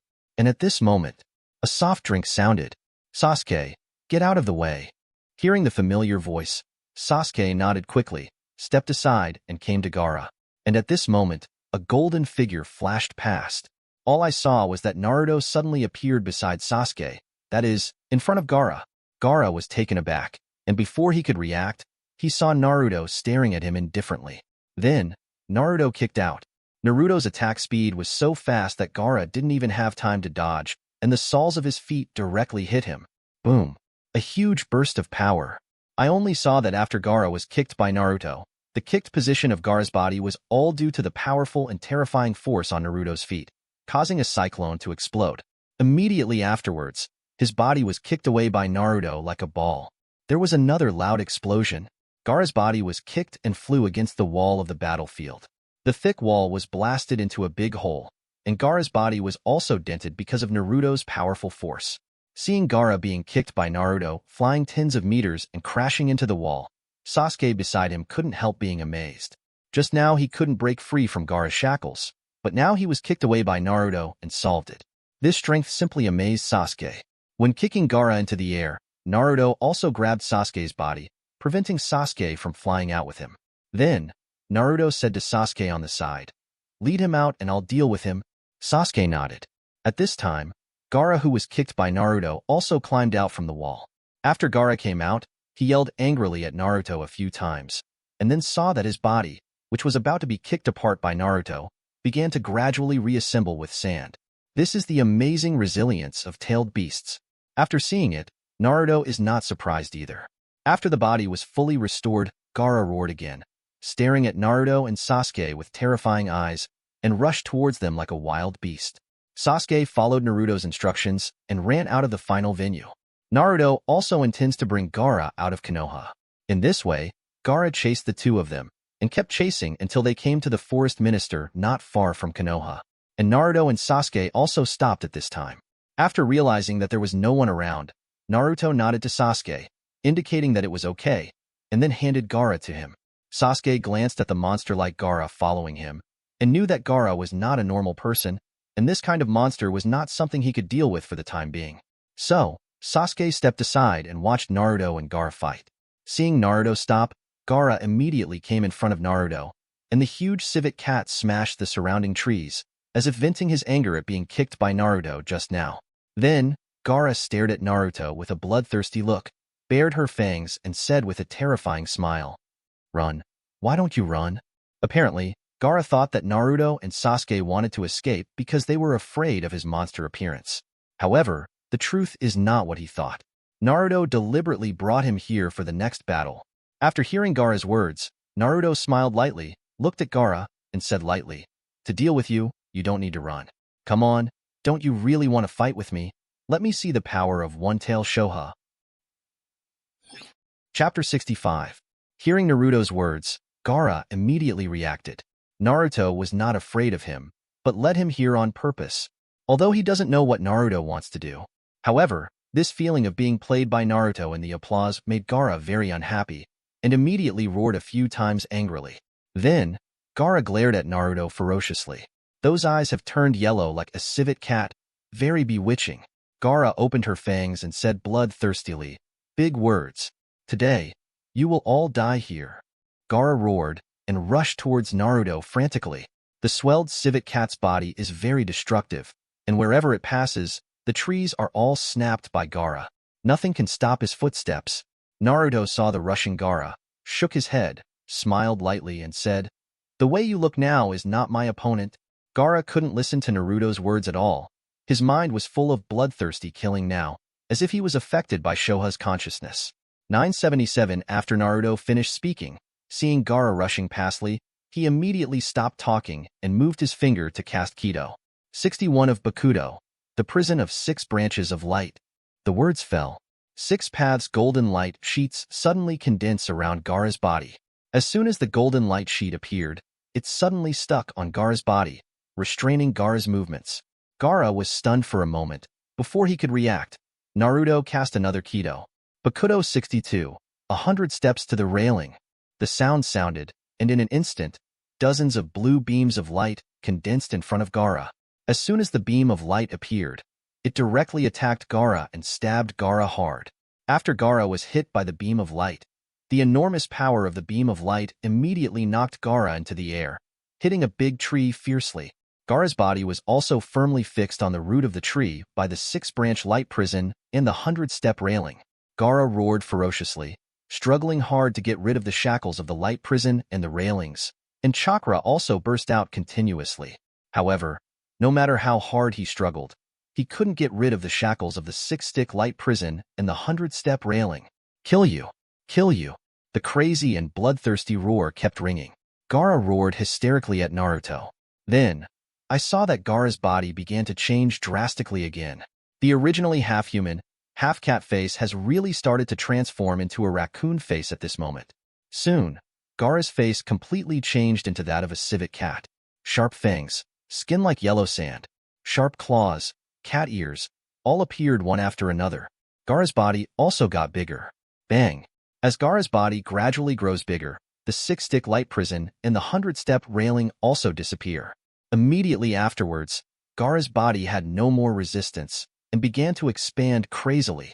In the end, the civet cat, which was originally only 2 meters in size, suddenly turned into a huge monster hundreds of meters in size. As soon as the civet cat monster appeared, it roared loudly, and the whole earth trembled. A tail swayed wantonly behind the back, and the huge civet cat's sharp claws seemed to be able to shake the ground with just a slap, causing mountains to collapse and seas to crack. Naruto narrowed his eyes as he watched the gigantic tanuki monster appear in front of him. This is One-Tail Shoha. Gaara finally stopped suppressing Shikaka's riot. Let Shoha appear here. After Shoha appeared, he laughed a few times and shouted wildly, "Haha, my uncle finally came out." Hearing Shikaka's sharp voice, Naruto looked up and soon saw a figure appearing on the head of an Heb. That figure was none other than Gaara. It's just that Gaara has returned to its original state at this time, and half of her body is submerged in Shizuru's head. Her dark eyes are also closed, as if she has fallen into a deep sleep. Apparently, Gaara has already used the technique of dozing off. What is in front of her is the real consciousness of keeping the crane. Seeing Shikaku appear, Naruto slowly drew Zanpakuto, ready to experience Shikaka's power at any time. Shizuru also quickly discovered Naruto. After seeing Naruto, Shua showed a playful look like a cat looking at a mouse and laughed loudly. "Are you the kid who forced me out? I didn't expect it to be just a brat." Although Shizuru is inside Gaara's body, he seems to be able to vaguely know what's going on outside. Therefore, seeing Naruto, Shikaku locked on the target in one go. Naruto didn't speak, but Shizuru spoke up on his own, sarcastically saying, "It's really embarrassing, Gaara. With the power of my uncle, he was beaten like this by a kid of the same age. Forget it.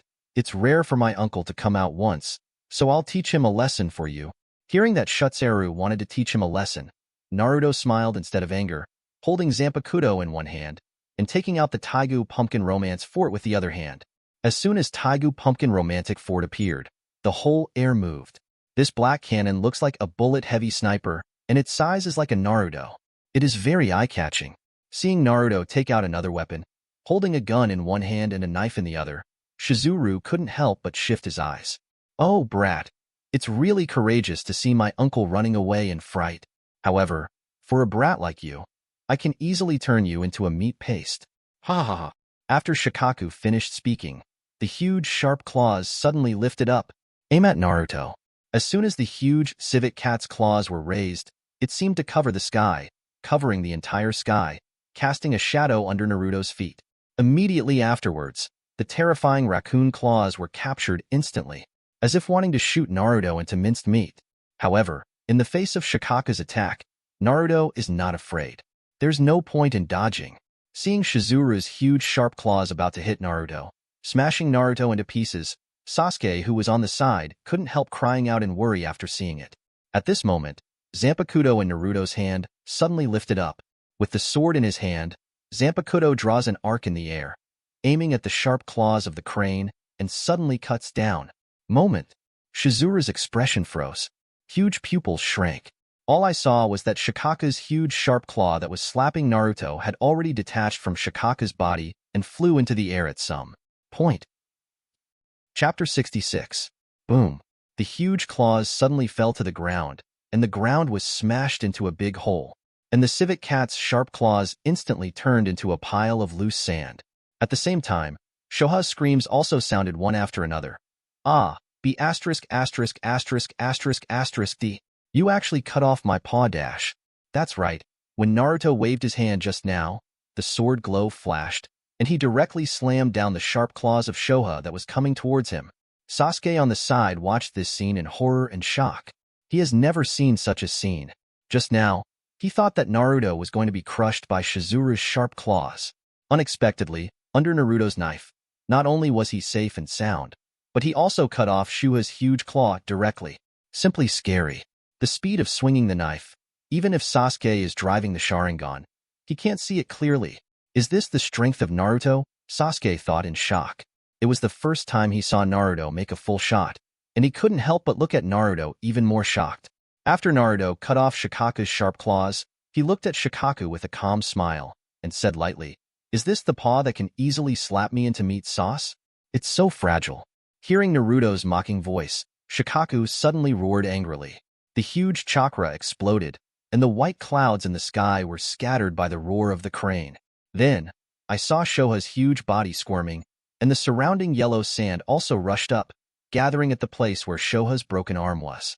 Soon, Shoha's body grew another claw, and he recovered. Shuha roared a few times, glared at Naruto, and shouted, Very good, kid. It's been a long time since anyone can make me so angry. My uncle will definitely kill you fiercely. Wind style. Refining empty ammo. The sound of guarding the crane fell. All I saw was that the chakra burst out from Shikaku's huge body, and countless chakra gathered towards Shikaku's mouth. Immediately afterwards, I saw a whirlwind roaring from Shoha's mouth, and the whirlwind condensed at the mouth to form a huge light ball composed of countless wind blades. As soon as the ball of light appeared, it aimed at Naruto, like a cannonball, and blasted back towards Naruto. Naruto didn't panic when he saw the empty ammunition blasting towards him. This time, instead of raising the Zanpakuto, he raises his other hand, the same one holding the Teigu pumpkin romance cannon.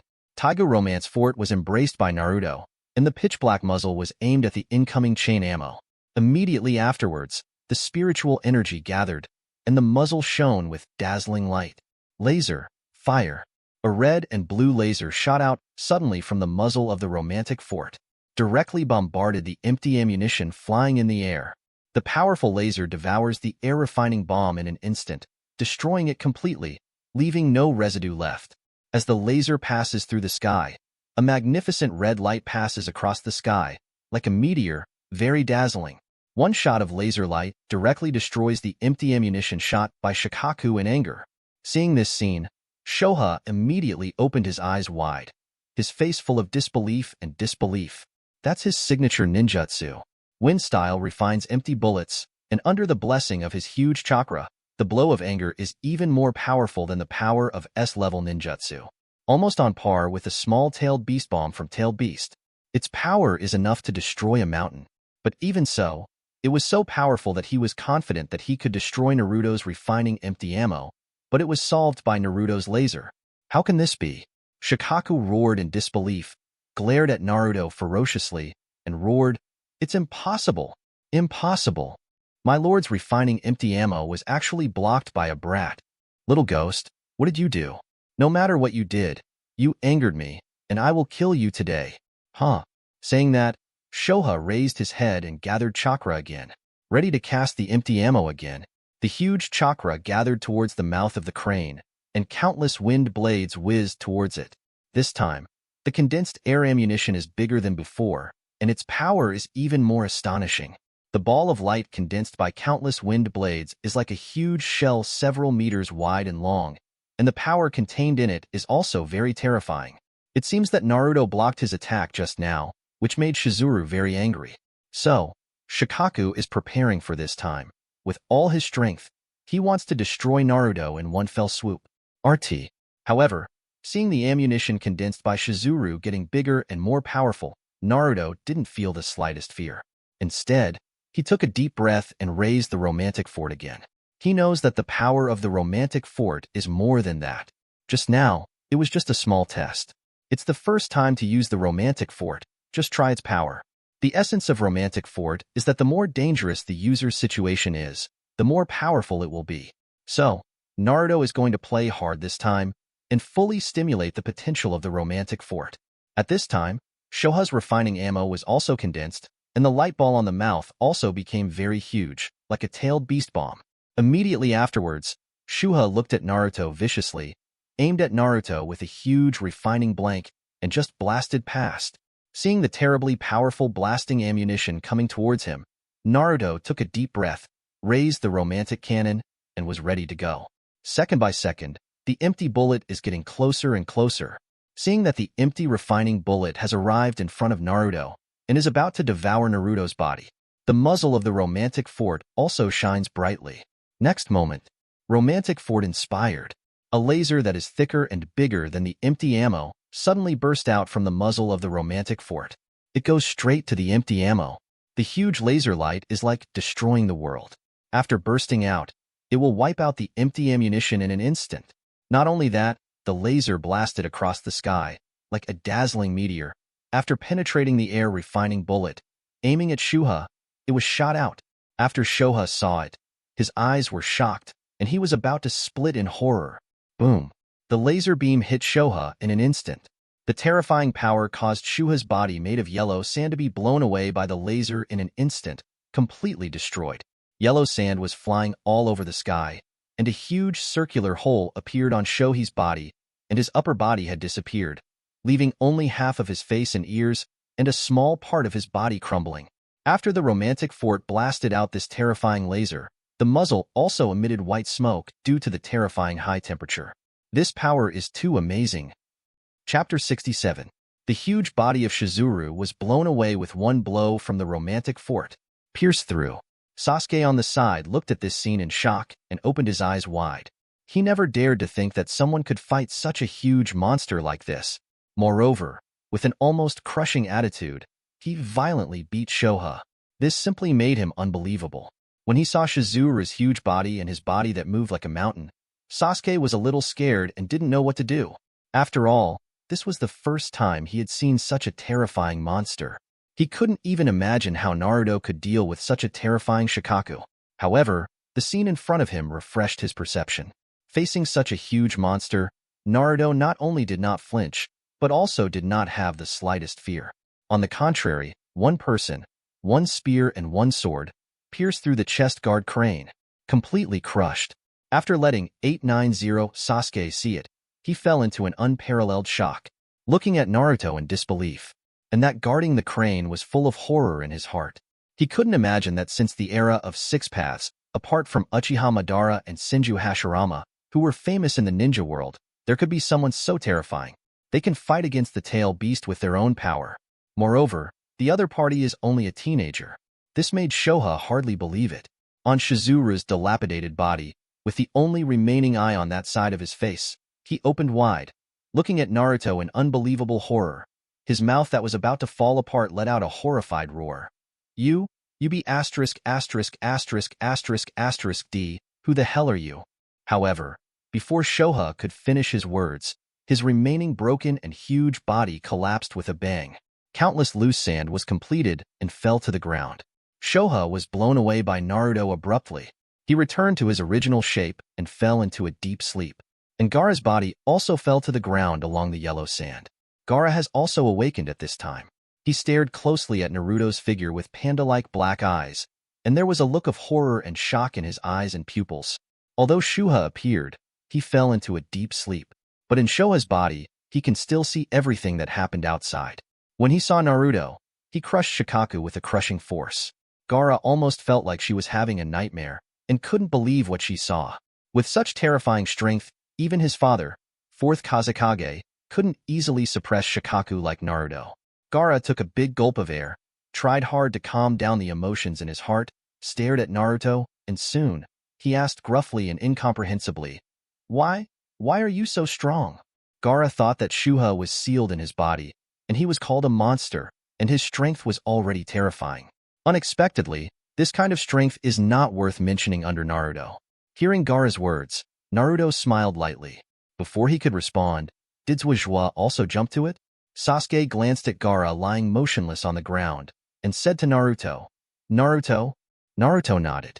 After Sasuke came to Naruto, seeing the scene just now, he couldn't wait to ask the question that had been suppressed in his heart for a long time, and said excitedly, Naruto, is this your true strength? Naruto was stunned for a moment. Seeing Sasuke's excited expression, he smiled lightly. Since he chooses to let Sasuke see it, he won't hide it anymore. Immediately, Naruto nodded. Sasuke gave Naruto a deep look. Although he had overestimated Naruto as much as possible, he still didn't expect that Naruto's strength was far beyond his imagination. Soon, Sasuke asked doubtfully again, Then why are you hiding your strength? Sasuke is very puzzled. You know, when Naruto was in the ninja school, his performance was always mediocre and he was also called the tail of the car. Hearing Sasuke's words, Naruto smiled lightly, raised his head, looked at the sky, narrowed his eyes slightly, and said lightly, When you raise your head, look in your eyes and see enemies everywhere, you will know why I did this. The voice sounded, and when the two of them heard Naruto's words, their bodies shook. Gaara shook his pupils, opened his eyes wide, and looked at Naruto. He seems to understand why Naruto is so strong now. After Sasuke heard Naruto's words, he also fell into deep thought and seemed to be deeply touched. The two were silent for a while. Soon, Naruto said, We should go back. Sasuke nodded. When they came out, Konoha was attacked by Sand Shinobi and Otonin. Now I don't know what the situation is, so I should go back and have a look. So, Naruto and Sasuke quickly set foot on the steps to return to Konoha. And before leaving, Naruto took part of Shakura chakra from Gaara. This kind of tail beast chakra Naruto is sealed in his body and kept in his hands for great use in the future. After the two left, only Gaara was left calmly looking at the sky, wondering what he was thinking. Of course, Naruto also knows that soon Kankuro and Temari will find him. After returning to Konoha, Naruto and Sasuke saw that Konoha was already messed up. Fights between Sand Shinobi and Konoha Shinobi are everywhere, and some houses and buildings are destroyed by powerful ninjutsu. Even, many ninjas have fallen in a pool of blood. None of that is Naruto's concern, though. What Naruto wants to see is the third Hokage, where the finals of the Chunin exam are held. After coming to the circular field at the final site, Naruto soon saw that on the wide roof of the final site, several powerful figures stood and faced each other, sending out powerful attacks from time to time. One of the figures is Konoha's third Hokage, Sarutobi Hiruzen. The one who fought against him was Orochimaru, one of the Sanin's powerful S-class dangerous rebels whom Naruto met not long ago. Orochimaru has produced the first Hokage and second Hokage from impure world reincarnation. Although the two Hokages are unconscious, their combat abilities are also very powerful. With Orochimaru attacking together, even the Kage level strong will be very difficult to parry. 0.0 But third Hokage is a powerful figure known as Doctor of Ninjutsu after all. Facing the joint attack of three powerful ninjas, he calmly summoned his own summoning beast ape demon and continuously launched counterattacks. The wonderful battle between the two naturally attracted many spectators, and many Umbu watched anxiously as their master Hokage was in a hard fight. And they couldn't help anything, because, around Orochimaru and third Hokage, there is a closed barrier formed by a rectangle for red flame formations. The four red flames surround Orochimaru and third Hokage, blocking all other ninjas in their tracks. The two fought fiercely. The battle was very fierce. The fight was inextricably close, and it was very thrilling. Just when Orochimaru and third Hokage had just finished a round of fierce collision and opened the distance, Orochimaru also seemed to have noticed Naruto, who had just appeared, and his snake eyes flickered. Immediately, he smiled strangely. Chapter 68. Orochimaru smiled strangely at Naruto, not knowing what it meant. But, although Orochimaru found out about Naruto, he didn't say much. Instead, he quickly withdrew his gaze and fought fiercely with third Hokage again. The fight between the two was in full swing and very intense. Third Hokage even exerted all his strength, desperately resisting the attacks of the two first leading Hokage and Orochimaru. The Umbu ninjas on the side were even more anxious after seeing it. As Konoha Umbu, how could they not know the power of the two ancestors Hokages? That is the creator of Konoha and the founder of Konoha. It is Senju Hashirama and Senju Tobirama who resound throughout the ninja world. He is a well-known figure in the ninja world. Although the two ancestors of Hokage have no consciousness, and their strength has not been fully displayed, but with this combat power alone, they can fight on par with Sarutobi Hiruzen. Therefore, they were all very worried about whether third Hokage could withstand the fierce attack of the big snake. Sure enough, I played for a while. Third Hokage was already out of breath, and his strength began to weaken. Orochimaru, who noticed that third Hokage's attack was slowly slowing down, suddenly smiled, looked at third Hokage, and said mockingly, "Teacher, you are already old." 17 When third Hokage heard Orochimaru's words, he snorted coldly and shouted angrily and disobediently, "Orochimaru, even if my combat power is not as good as before, you can't just mock me. I have plenty of ways to deal with you, so don't you want to stir up trouble in front of me? Big deal. I will fight this old bone and die with you." Third Hokage glanced at the powerful first Hokage and second Hokage. His eyes were full of anger, and a glimmer of coldness flashed across his eyes. He stared at Orochimaru, snorted coldly, and shouted. Orochimaru also seemed to know that third Hokage had cards that could threaten him. Hearing third Hokage's words, Orochimaru smiled, not very afraid, but said, TSK, Teacher Sarutobi. I didn't come here today to fight you hard. On the contrary, I want you to live a little longer, because I found something more interesting. When this matter is announced to the public and appears in front of you, your expression will be more exciting than now, and Konoha will change accordingly, ha ha ha. Hearing Orochimaru's words, third Hokage frowned, not knowing what Orochimaru was talking about. Orochimaru smiled strangely and didn't intend to explain to third Hokage. Orochimaru glanced at the bewildered third Hokage and laughed a few more times. The snake eyes flashed a little cold, and said with a smile, "Teacher, I just came here today to tell you. Driving me out of the village is your worst decision. You Konoha old guys who play politics, it's time to retire. Haha, but I don't care about these anymore. Because Konoha is about to undergo a big change soon, and more exciting things will happen. At that time, I don't know what kind of expressions these old guys from Konoha will have." Orochimaru laughed wildly, threatening Third Hokage as if he ignored Third Hokage's threat at all. Third Hokage frowned. Before he could say anything, Orochimaru said with a cold smile, "Okay, I've seen more interesting things, and I'm not interested in wasting time with you here. Teacher, let's see you next time. I don't know if you can stand in front of me like this next time. Ha ha ha." After speaking, Orochimaru waved his hand, and two coffins appeared. First Hokage and second Hokage were received by Orochimaru into the coffins. Then, Orochimaru turned around, wanting to retreat. Seeing that Orochimaru was about to leave, Third Hokage hurriedly formed seals, intending to use ninjutsu to keep Orochimaru behind. "Orochimaru, don't run."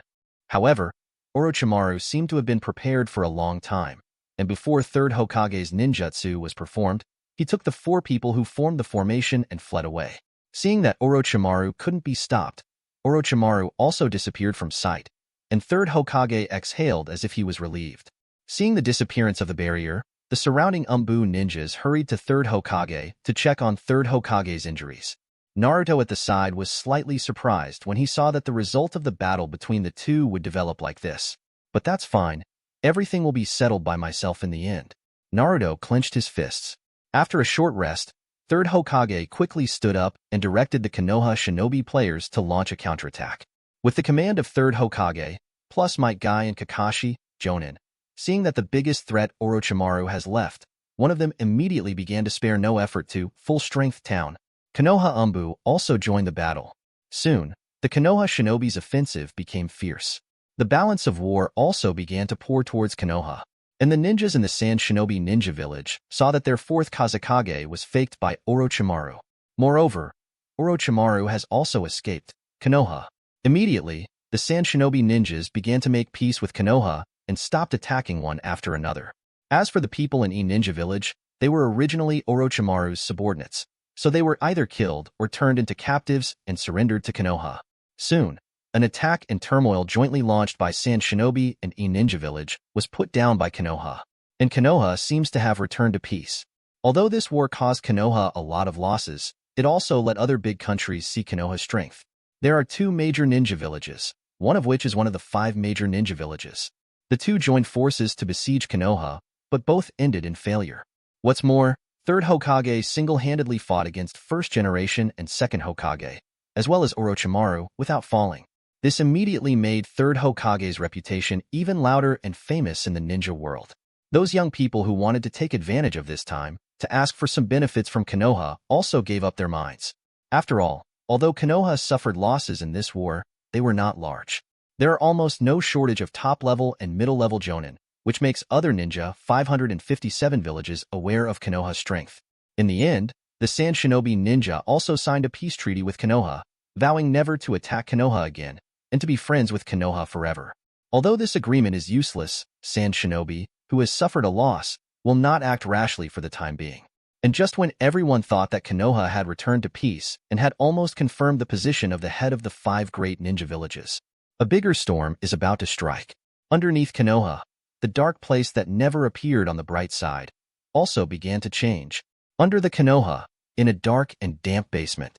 When Danzo heard about the turmoil in Konoha, Orochimaru escaped, and the Third Hokage battle resounded even more in the ninja world, and he shouted angrily, "Orochimaru, that be asterisk asterisk asterisk asterisk asterisk D." He didn't pull Sarutobi off his horse as agreed, and instead made Sarutobi's prestige even bigger. It also strengthened his reputation and consolidated his position. "I'm so P asterisk asterisk asterisk asterisk D off." The root ninja on the side saw Danzo smashing something next to him, and said tremblingly, "Master Danzo, what should we do next?" Danzo narrowed his eyes. His sharp eyes were full of coldness and awe. Then, Danzo said angrily in a low voice, "Konoha is no longer suitable for Sarutobi to develop. Next, it's time for us to take action from the roots. Send someone to monitor Nine-Tails Jinchuriki first, find an opportunity, and take him down. Wait for my news and prepare to do it. Yes. Chapter 69. Konoha is undercurrent surging. No one knows what storm is coming next. And the other side. Since the turmoil of the Chunin examination ended, Konoha also began to repair the damaged village, and peaceful development was in progress.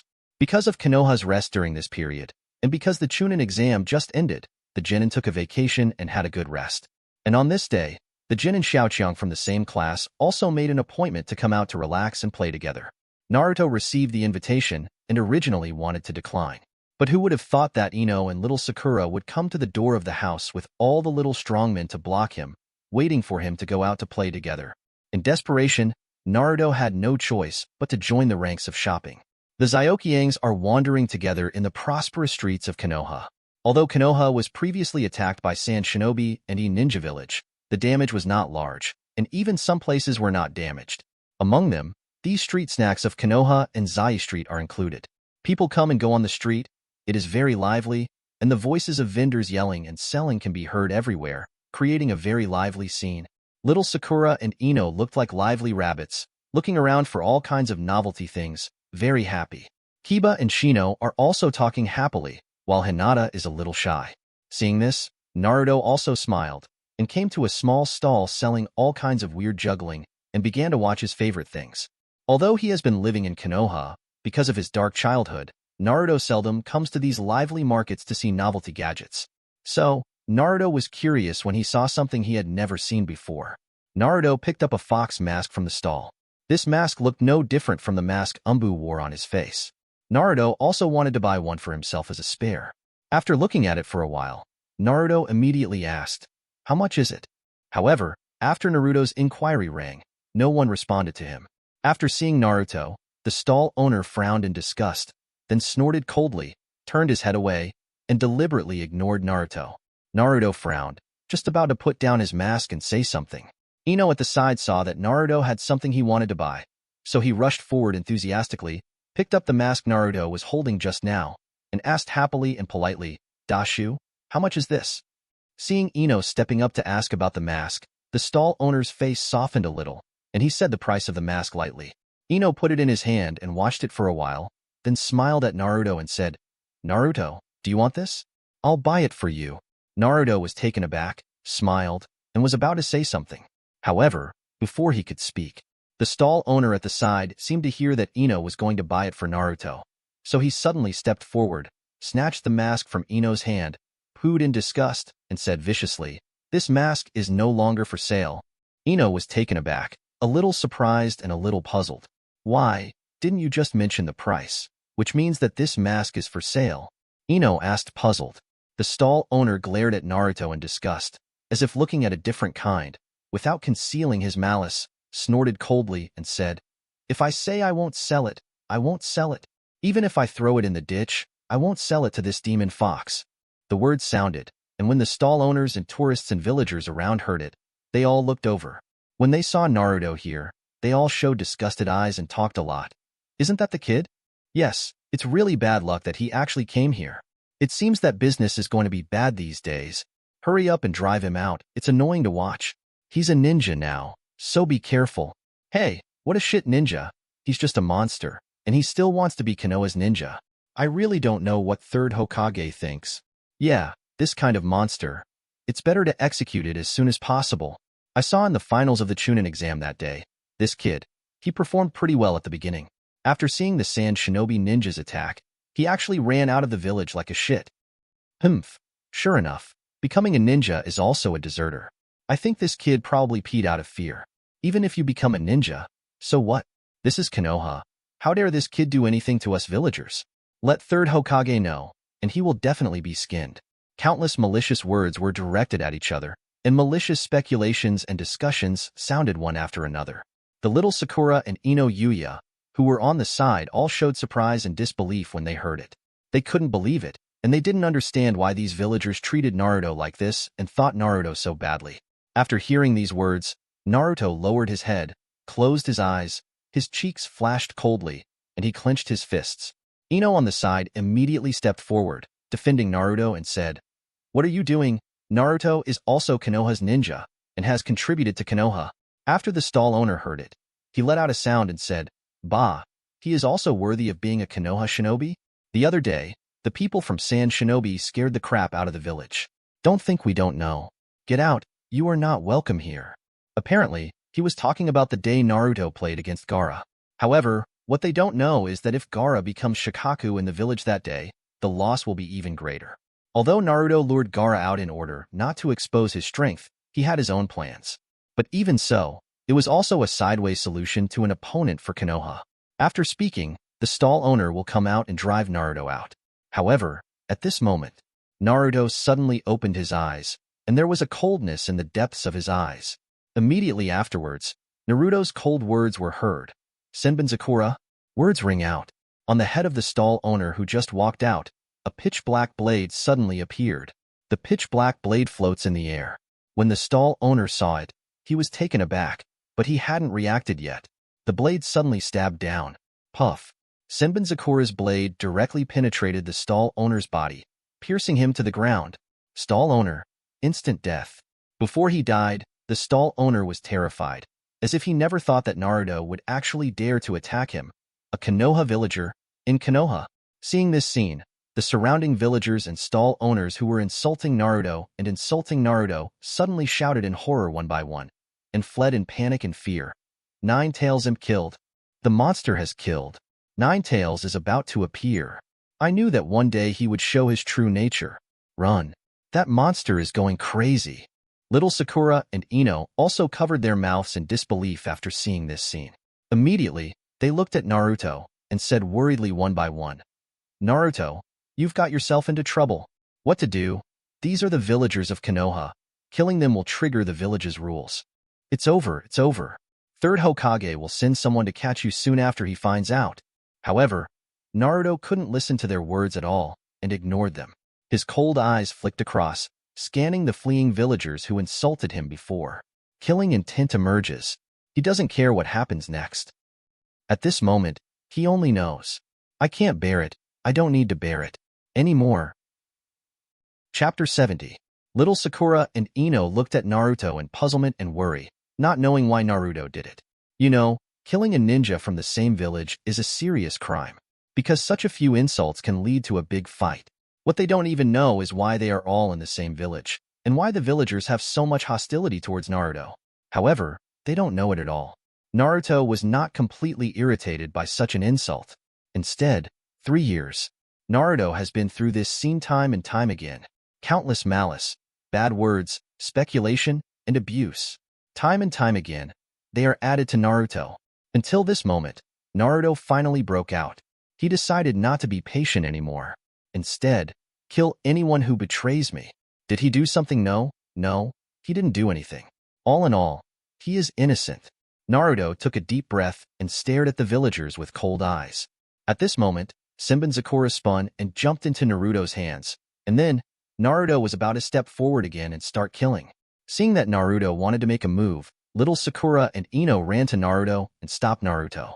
Ino was even more worried and said, "483 Naruto, don't kill anymore. If you keep doing this, it's really irreparable." Hearing Ino's words, Naruto sneered. Redeem? What is he going to save? Save the village? It's ridiculous. Now that the killing has already started, Naruto has no intention of redeeming it. At this moment, let Konoha feel the pain. Thinking of this, Naruto ignored Ino and little Sakura's blockage, dodged and passed them. Then, Naruto appeared in front of those fleeing villagers. Swipe down. The villagers who were so arrogant and insulted Naruto, when they saw the light of the knife that was about to fall, they suddenly showed extremely terrified expressions of fear. Before they could say anything, the sword light fell. Senbenzakura fell. Several villagers were killed instantly. Naruto hasn't stopped yet. He still wants to sell the killing. Just when he was about to strike again, suddenly, several black shadows flashed by. Those black shadows were extremely fast and powerful, and in the blink of an eye, they appeared beside Naruto and surrounded Naruto. Naruto frowned, and with a glance, he could see their appearance clearly. Each figure is wearing a black battlesuit, with a mask on his face and a short sword on his back. Obviously, they are either Konoha's Umbu or Root's subordinates. Seeing them, Naruto snorted coldly, and the killing intent in his eyes became even stronger. Because, What he wants to kill are not only those villagers who abused him, but also those high-level officials who have always wanted to do something to him, who want to plot evil, and who have single-handedly caused him to experience such a dark childhood. Now that the killing has begun, Naruto will settle everything. He will never let go of anyone who betrays him. And those black-clothed Umbu didn't seem to notice the murderous intent in Naruto's eyes.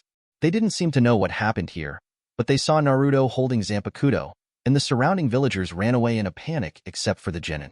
Then, the captain of the group stepped forward and said in a cold voice, "Uzumaki Naruto, Master Danzo has summoned you." Naruto frowned, thinking in his heart, so it's Danzo's people. Danzo's people appear here. Did they do something to themselves? That's right. This group of people is exactly the route that Danzo sent out not long ago to take down Naruto. Naruto didn't reply. Instead, he clenched Zanpakuto even more. The surrounding people seemed to be aware of Naruto's movements, and the captain of the route frowned even more, saying, "Uzumaki Naruto, what are you doing? Didn't you hear what I said? Master Danzo wants to see you." Naruto still didn't speak. "Are you going to rebel against Master Danzo's order?" "Presumptuous," the troop commander said coldly. Seeing that Naruto didn't respond, he said angrily. This time, however, Naruto spoke. I only heard Naruto sneer. His eyes were cold, and he looked at the roots in front of him with killing intent, and said lightly, "It's you who are presumptuous." After speaking, Naruto's pupils instantly turned blood red. The three hooks rotate, as if catering to Naruto's killing intent. At this moment, open. In an instant, huge pupils burst out. The root ninjas around just feel a trance. Like an illusion in the body, the whole body is weak, and chakra has also begun to become disordered. Then, Naruto's figure flickered, and the light of the knife flickered, fast as an afterimage.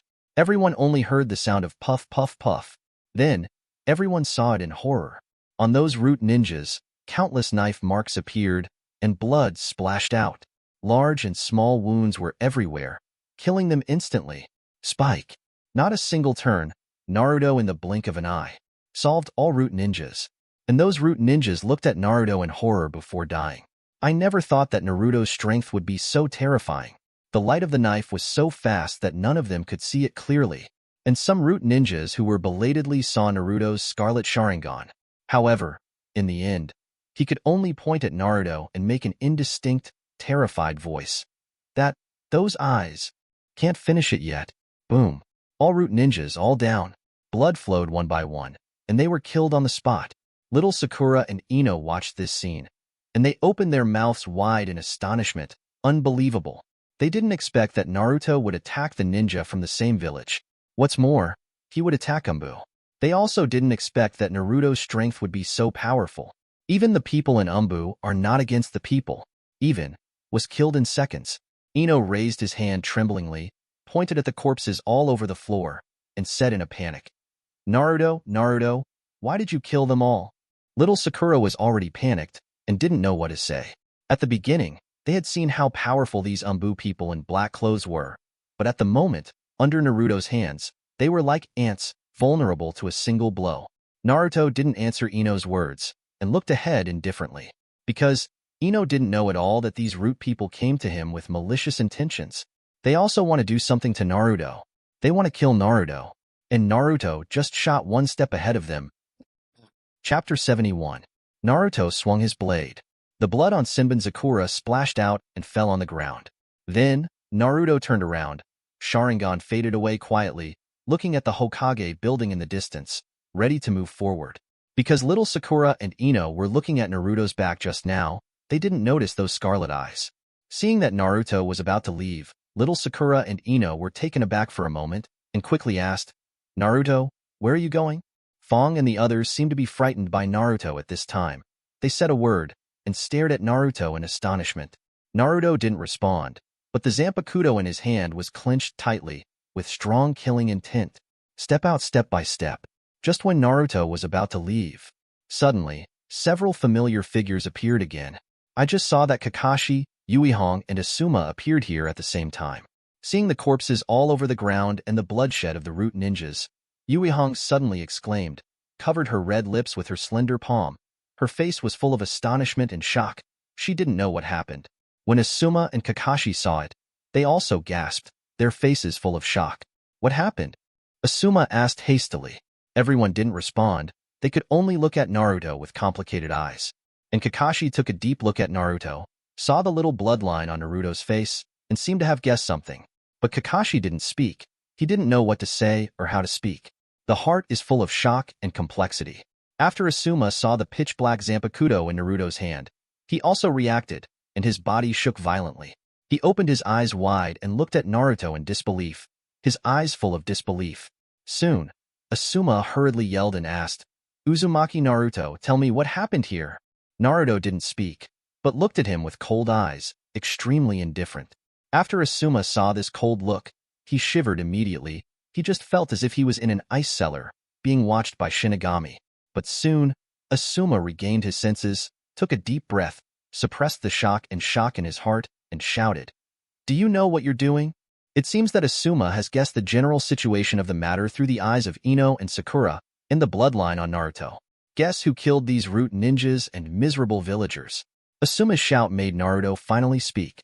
All I saw was that Naruto stared at Asuma indifferently and said lightly, "Step aside." Asuma froze for a moment, but he quickly ignored Naruto's statement and was eager to find out what happened here. Then, Asuma shouted, "Tell me, do you even know what you're doing? Killing a ninja from the same village is a serious crime. You will be executed." Ridiculous. Naruto cares about this? Now that he has chosen to make a move. Then, there is absolutely no reason to fear the consequences.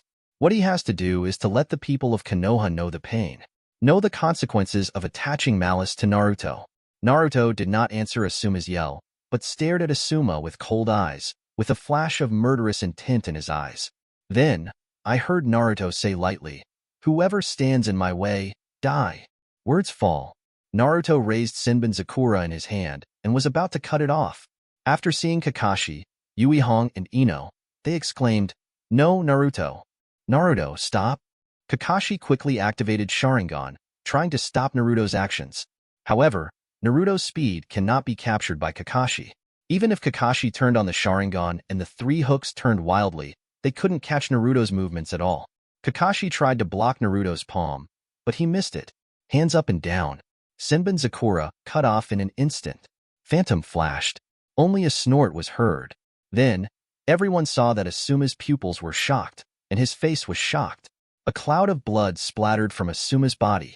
There was also a blood-red knife mark on Asuma's chest. Puff. Asuma spat out a mouthful of blood again, and took a few steps back with a face full of horror. He didn't dare to think at all, but Naruto actually dared to do it. Moreover, the movement was so fast that even he couldn't see clearly. Kakashi drives the Sharingan, but Naruto can't be stopped.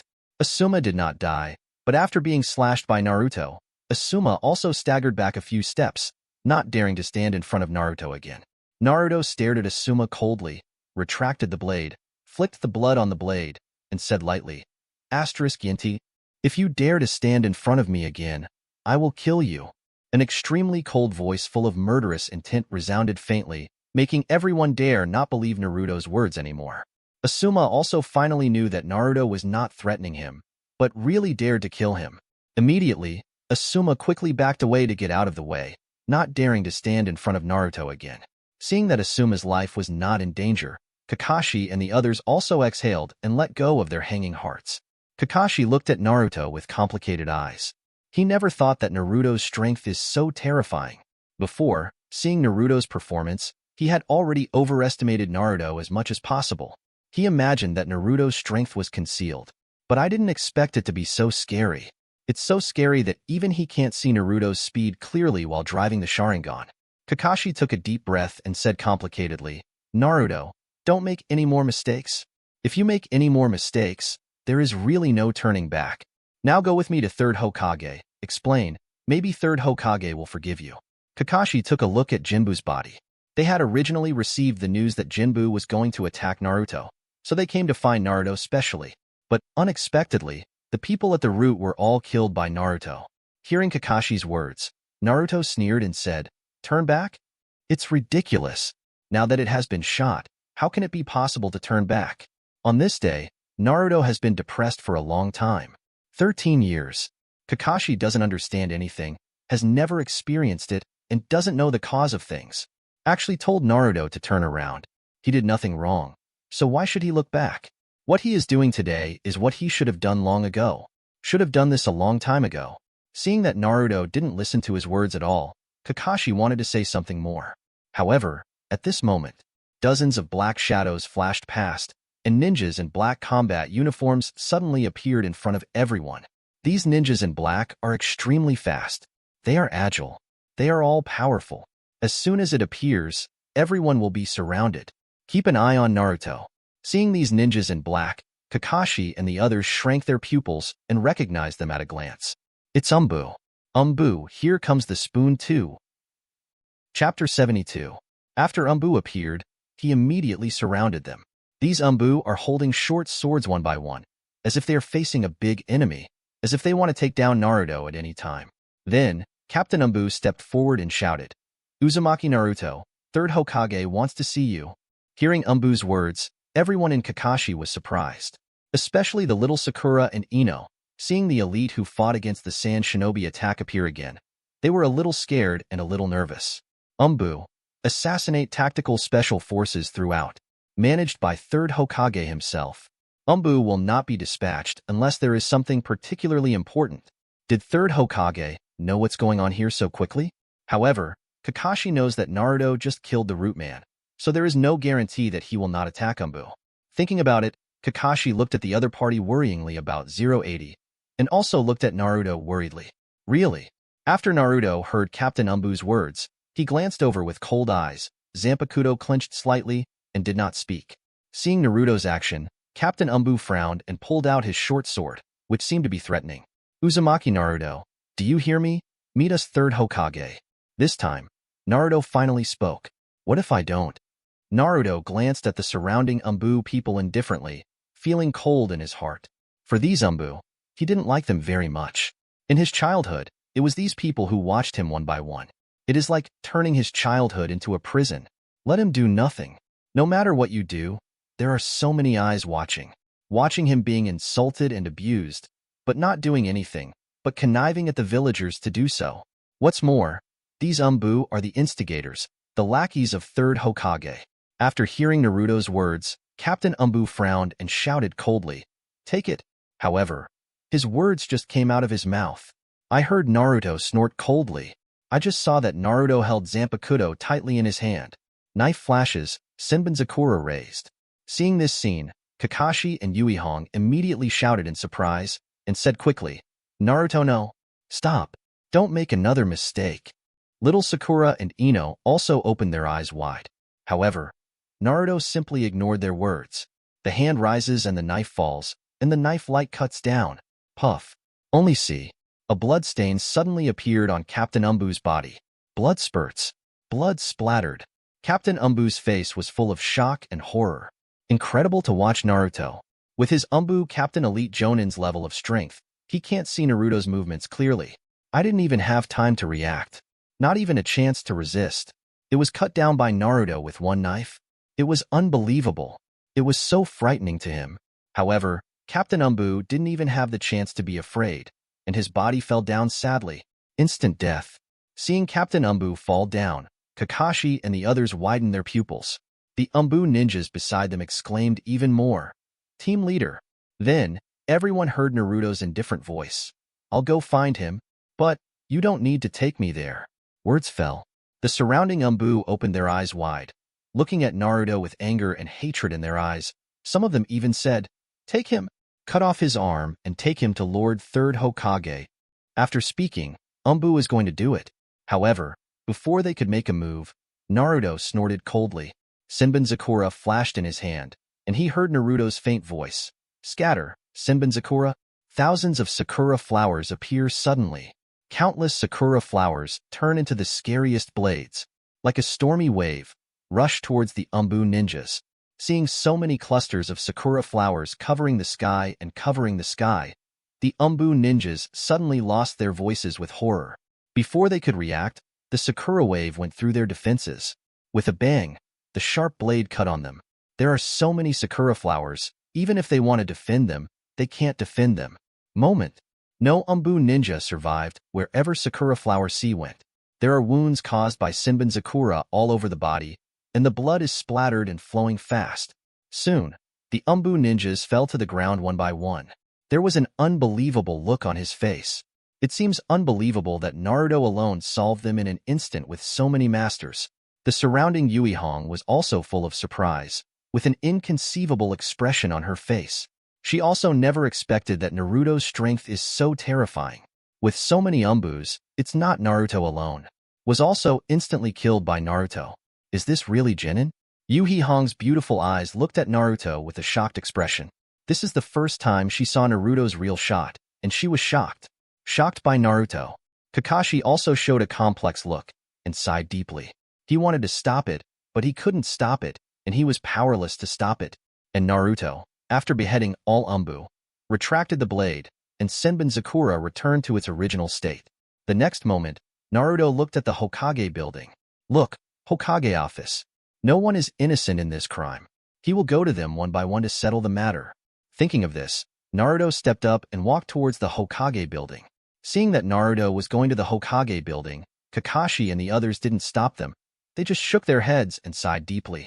At this point, all of them don't know what to do. Next, only 0.0 will be decided by third Hokage. Little Sakura and Ino were also flustered, not knowing what to do. Seeing that Naruto was leaving, they hurriedly followed. Hokage building.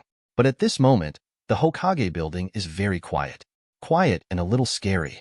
In the huge building, in the wide corridor, there is no one, not even the slightest sound. It is completely different from the scene of the mountain of corpses and sea of blood just now. Seeing this unusual silence, little Sakura and Ino also tensed up. They don't know what Naruto will do next. I don't know how Naruto will be judged. Not to mention how third Hokage will execute Naruto. Don't know the result. They only know that things are completely beyond their imagination. Chapter 73. Is this your difficulty? Either kill the villagers, or kill fellow ninjas from the same village. Every crime is a heinous crime. In other words, that is the existence of rebellion. People who betrayed the village. Little Sakura and Ino looked at Naruto worriedly, wondering how Naruto would be treated next. At this moment when everyone is tense and their heartstrings are tense, Naruto also came to Hokage's office. Glancing at Hokage's office, Naruto's eyes were cold and intense, and he pushed away without hesitation. Little Sakura and Ino are not thinking right. Trial? No one is qualified to judge Naruto now. Not even Konoha's Hokage, third-generation Sarutobi. Because Naruto did no wrong. All of this is what he should have done long ago. 13 years of darkness should be repaid like this. Now is the time to pay back. After pushing open the door of Hokage's office, everyone walked in. Inside Hokage's office. In the current Hokage office, besides third Hokage Sarutobi Hiruzen, there are 17 people. Those two were also very old, about the same age as third Hokage. Wearing white robes, they looked very old.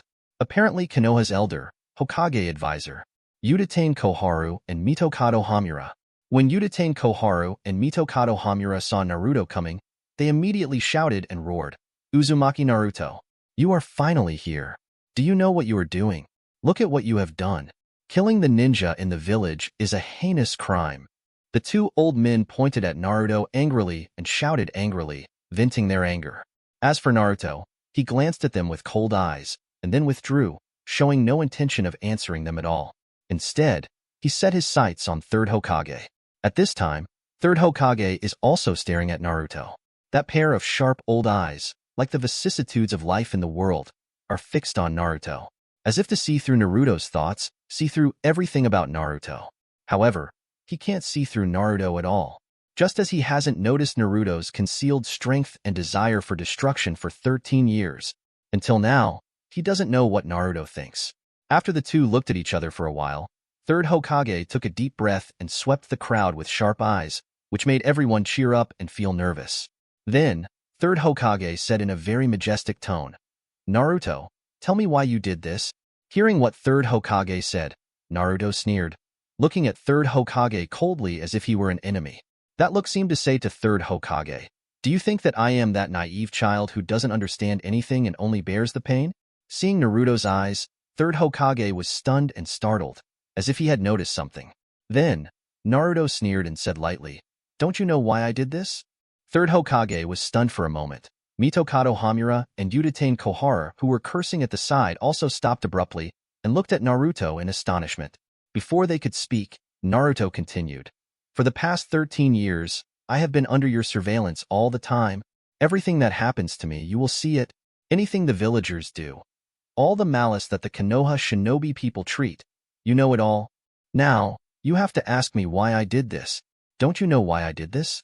The voice of sneering and mocking gradually sounded out, and after Third Hokage heard it, Yin's heart instantly felt chilled. Until this moment, Third Hokage and the others gradually understood. Turns out, Naruto probably knew everything. Naruto knows what they did. However, Naruto didn't say it, but has been hiding it until now.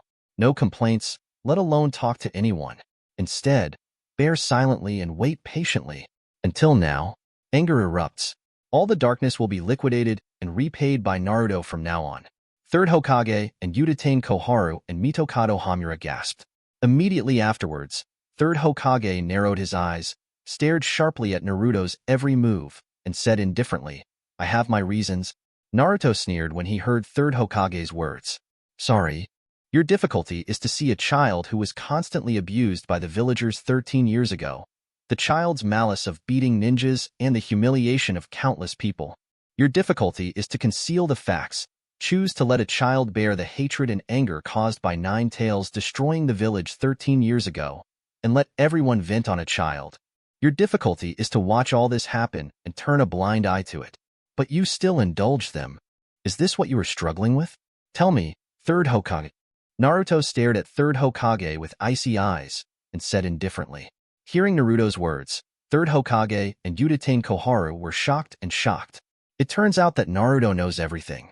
Whether it was 13 years ago, the turmoil in the Nine Tails, or the truth about the anger and hatred of the villagers in the past 13 years, or the fact that Third Hokage and Konoha executives knew about it, but did nothing about it. Naruto is very clear about everything. Nothing can be hidden from Naruto. However, Naruto didn't tell anyone.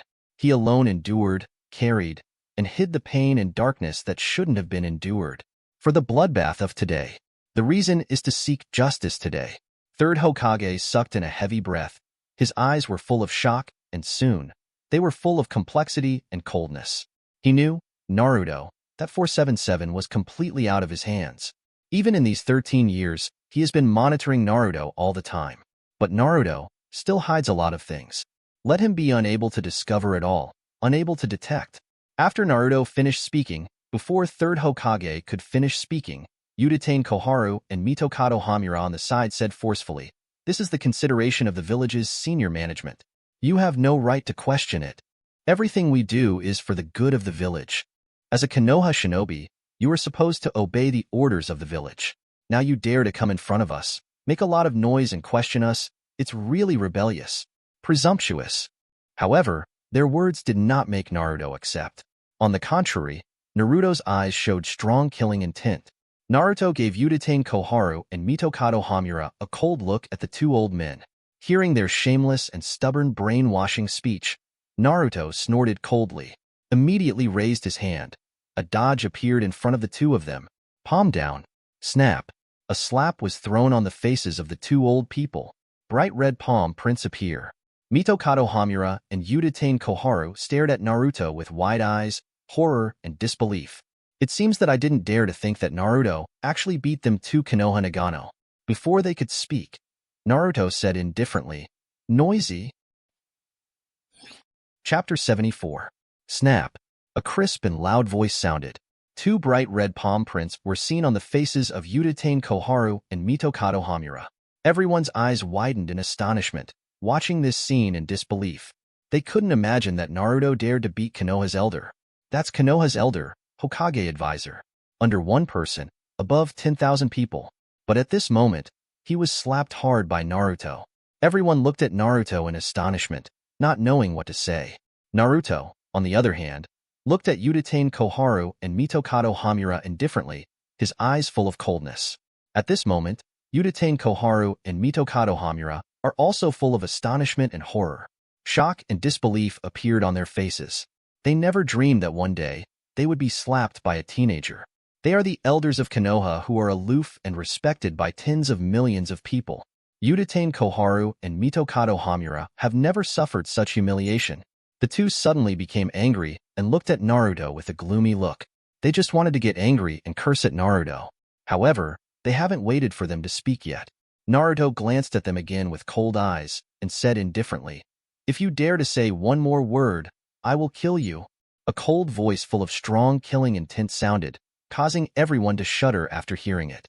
Kakashi and the others have no doubt that Naruto will strike decisively, because Naruto killed Umbu without any hesitation before. Uchiha Koharu and Mitokado Hamura shuddered even more when they heard it, and looked at Naruto with horror on their faces. The two of them immediately closed their mouths, not daring to take a breath. After seeing this scene, Third Hokage frowned, slapped the table loudly, and shouted, "Naruto, they are the elders of Konoha. They cannot allow you to be so presumptuous." Hearing what Third Hokage said, Naruto laughed back, looked at Third Hokage coldly, and said, "Presumptuous? I don't think I'm presumptuous. Elder Konoha can speak freely and judge what kind of pain a person should endure. Elder Konoha can take life and death. Do you think I should bear this endless darkness? It's not me who is presumptuous, it's you." There was killing intent in Naruto's eyes. After hearing that, Third Hokage frowned. Staring at Naruto sharply, Third Hokage asked, "What the hell are you trying to do? Do you know what you are doing now? Killing a ninja from the same village and attacking Elder Konoha is enough to sentence you to death. What you are doing now is no different from rebellion. Even if Elder Konoha did something wrong, you, a genin, should not be judged." Naruto shook his head with a sneer and stared at Third Hokage coldly. Until now, Third Hokage and Uchiha Koharu and Mitokado Hamura are still looking down on him with a high attitude. Until now, they still want to use their Hokage identity to suppress themselves, maintain their dignity. Until now, they have not realized their mistake. As everyone knows, in Naruto's eyes, this is really ridiculous. That being the case, Naruto is gone. Just seeing, Naruto took a deep breath. The coldness in the eyes gradually became stronger, and the killing intent was awe-inspiring. Immediately, Naruto said lightly, "What do I want to do? It's very simple. Since you can't empathize, since you don't understand what I've been through, since you don't know the dark pain of these 13 years, then come and be like me, be personally on the scene, and feel the pain. I want to destroy Konoha." Words fall. Everyone's pupils were shocked suddenly, and they opened their eyes wide, staring at Naruto in disbelief and unacceptable. They couldn't believe it was what Naruto said. "Can't believe this is Naruto's decision." Little Sakura, Ino, and Kuroyuki covered Sakura's lips with their small hands, panicked, and looked at Naruto at a loss. Kakashi also had a complicated face. Third Hokage's body trembled even more. Soon, Third Hokage realized that his old face was full of anger and gloom, and Naruto was beyond his control, which made him feel very angry. Immediately afterwards, Third Hokage stared at Naruto gloomily and said, "Do you know what you're talking about? Are you going to betray the village and become a traitor?" Naruto sneered, stared at Third Hokage without fear, and said lightly, "Treason? Heh, I've long wanted to be one." Uchiha Koharu and Mitokado Hamura on the side opened their mouths in shock after hearing Naruto's words. However, they quickly realized that they felt a huge threat and quickly pointed at Naruto and shouted at Sarutobi Hiruzen, "Sarutobi, kill him quickly. You can't keep this rebellious son. Kill him." Third Hokage also had this thought, staring at Naruto sullenly. He will never allow anyone to destroy Konoha. That's the fourth Hokage's son. Even if Naruto became like this, it was their fault. Then, Third Hokage took a deep breath and immediately shouted at the crowd, "Take Uzumaki Naruto." After Kakashi and the others heard Third Hokage's words, they were taken aback. Everyone looked at Naruto's figure, not knowing what to do. When Kurenai Yuhi, Sakura, and Ino were struggling, dozens of figures suddenly appeared around Hokage's office. Kakashi and the others hesitated and struggled, but that doesn't mean others won't. Those dozens of figures were all wearing black combat uniforms, with fox masks on their faces. It is Umbu. After hearing the order from Third Hokage, Umbu immediately dispatched, hands on Naruto one after another. Before they could make a move, they suddenly heard Naruto snort coldly. Then, everyone will see. Umbu's ninjas immediately stopped moving, one by one maintaining the original attacking movements, standing in place, but unable to move. They try to struggle, but to no avail. No matter how hard they struggle, they can't move at all. It's illusion. Chakra, Kakashi, and third Hokage, who noticed the chaos on Umbu Ninja, immediately knew the reason why Umbu Ninja was stunned. That's right, it's illusion. And, not only that, Naruto uses Bakudo S abilities, coupled with Sharingan's powerful illusion. In an instant bind all Umbu. After third Hokage came to his senses, he snorted angrily, and was about to do it himself, the hand of the luggage. However, something even more shocking happened to them. Before third Hokage could make a move, he heard a bang. Naruto's body turned into a puff of smoke, disappeared. Seeing the cloud of white smoke, everyone's pupils trembled. That's not Naruto's body. It's Naruto's shadow clone. With just one shadow clone, they disturbed all of them and subdued Umbu. So shocking. Where did the real Naruto go? Everyone thought in astonishment. Don't wait for them to react. Suddenly tick. An extremely terrifying chakra suddenly came from above their heads, also erupted from above the Hokage building. Coming to the audience, this chakra descended from the sky, and its coercion was like a dragon waking up from the ancient abyss, extremely terrifying. It makes people feel that there is a feeling of wanting to surrender. Immediately afterwards, all of them ran out of the window. From the window, I saw Naruto's figure. Chapter 75. All I saw was that Naruto was suspended in the air, with the power of Kaido, standing in the sky, and the terrifying coercion erupted from Naruto.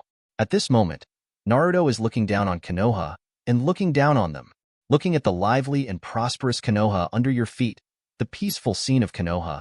It seems that this shocking scene has never happened, and you have never noticed the earth-shattering changes in Konoha. They still enjoy the peace of Konoha. However, all of this is based on the darkness of Naruto. Naruto took a deep breath. That being the case, none of them understood the dark words of these 13 years. At this moment, let them feel the pain. Feel the darkness. The words fell, and the chakra in Naruto exploded. Stretching out a hand, countless chakra frantically gathered towards Naruto's palm like a whirlwind. That chakra, like a whirlwind, rolled up the surrounding airflow and condensed into a ball in Naruto's hands. Inside the sphere, countless chakra are rolling, turbulent like a tornado. Seeing Naruto's actions, Kakashi and Kuroyuki immediately opened their eyes wide. Their pupils shrunk and shouted, "Naruto, don't." Third Hokage was also shocked and horrified in his heart. Hurriedly 813 wanted to stop Naruto and shouted, "Stop! Uzumaki Naruto. If you do this, you will become the eternal sinner of the village." Joke. Does Naruto care about all this? Whether he will become a sinner through the ages, Naruto doesn't know, and he is not here. What he knows is that during the past 13 years, Konoha has imposed countless crimes on him. Now, it's time to pay back with blood. With the infusion of countless chakra, the whirlwind ball in Naruto's palm is getting bigger and bigger, and around the ball, for sharp blades appeared around it, like a spiral shuriken. In the huge sphere, there was a buzzing sound like thunder and wind. The surrounding airflow is also being rolled, blowing a whistling tornado. That spiral shuriken is getting bigger and bigger. Until the end, it turned out to be bigger than the tailed beast bomb. It was terrifying. Wind style, oversized jade spiral shuriken formation. Seeing this scene, third Hokage and the surrounding Umbu couldn't bear it anymore. One by one rushed forward, trying to kill Naruto and prevent Naruto's attack. However, it was too late.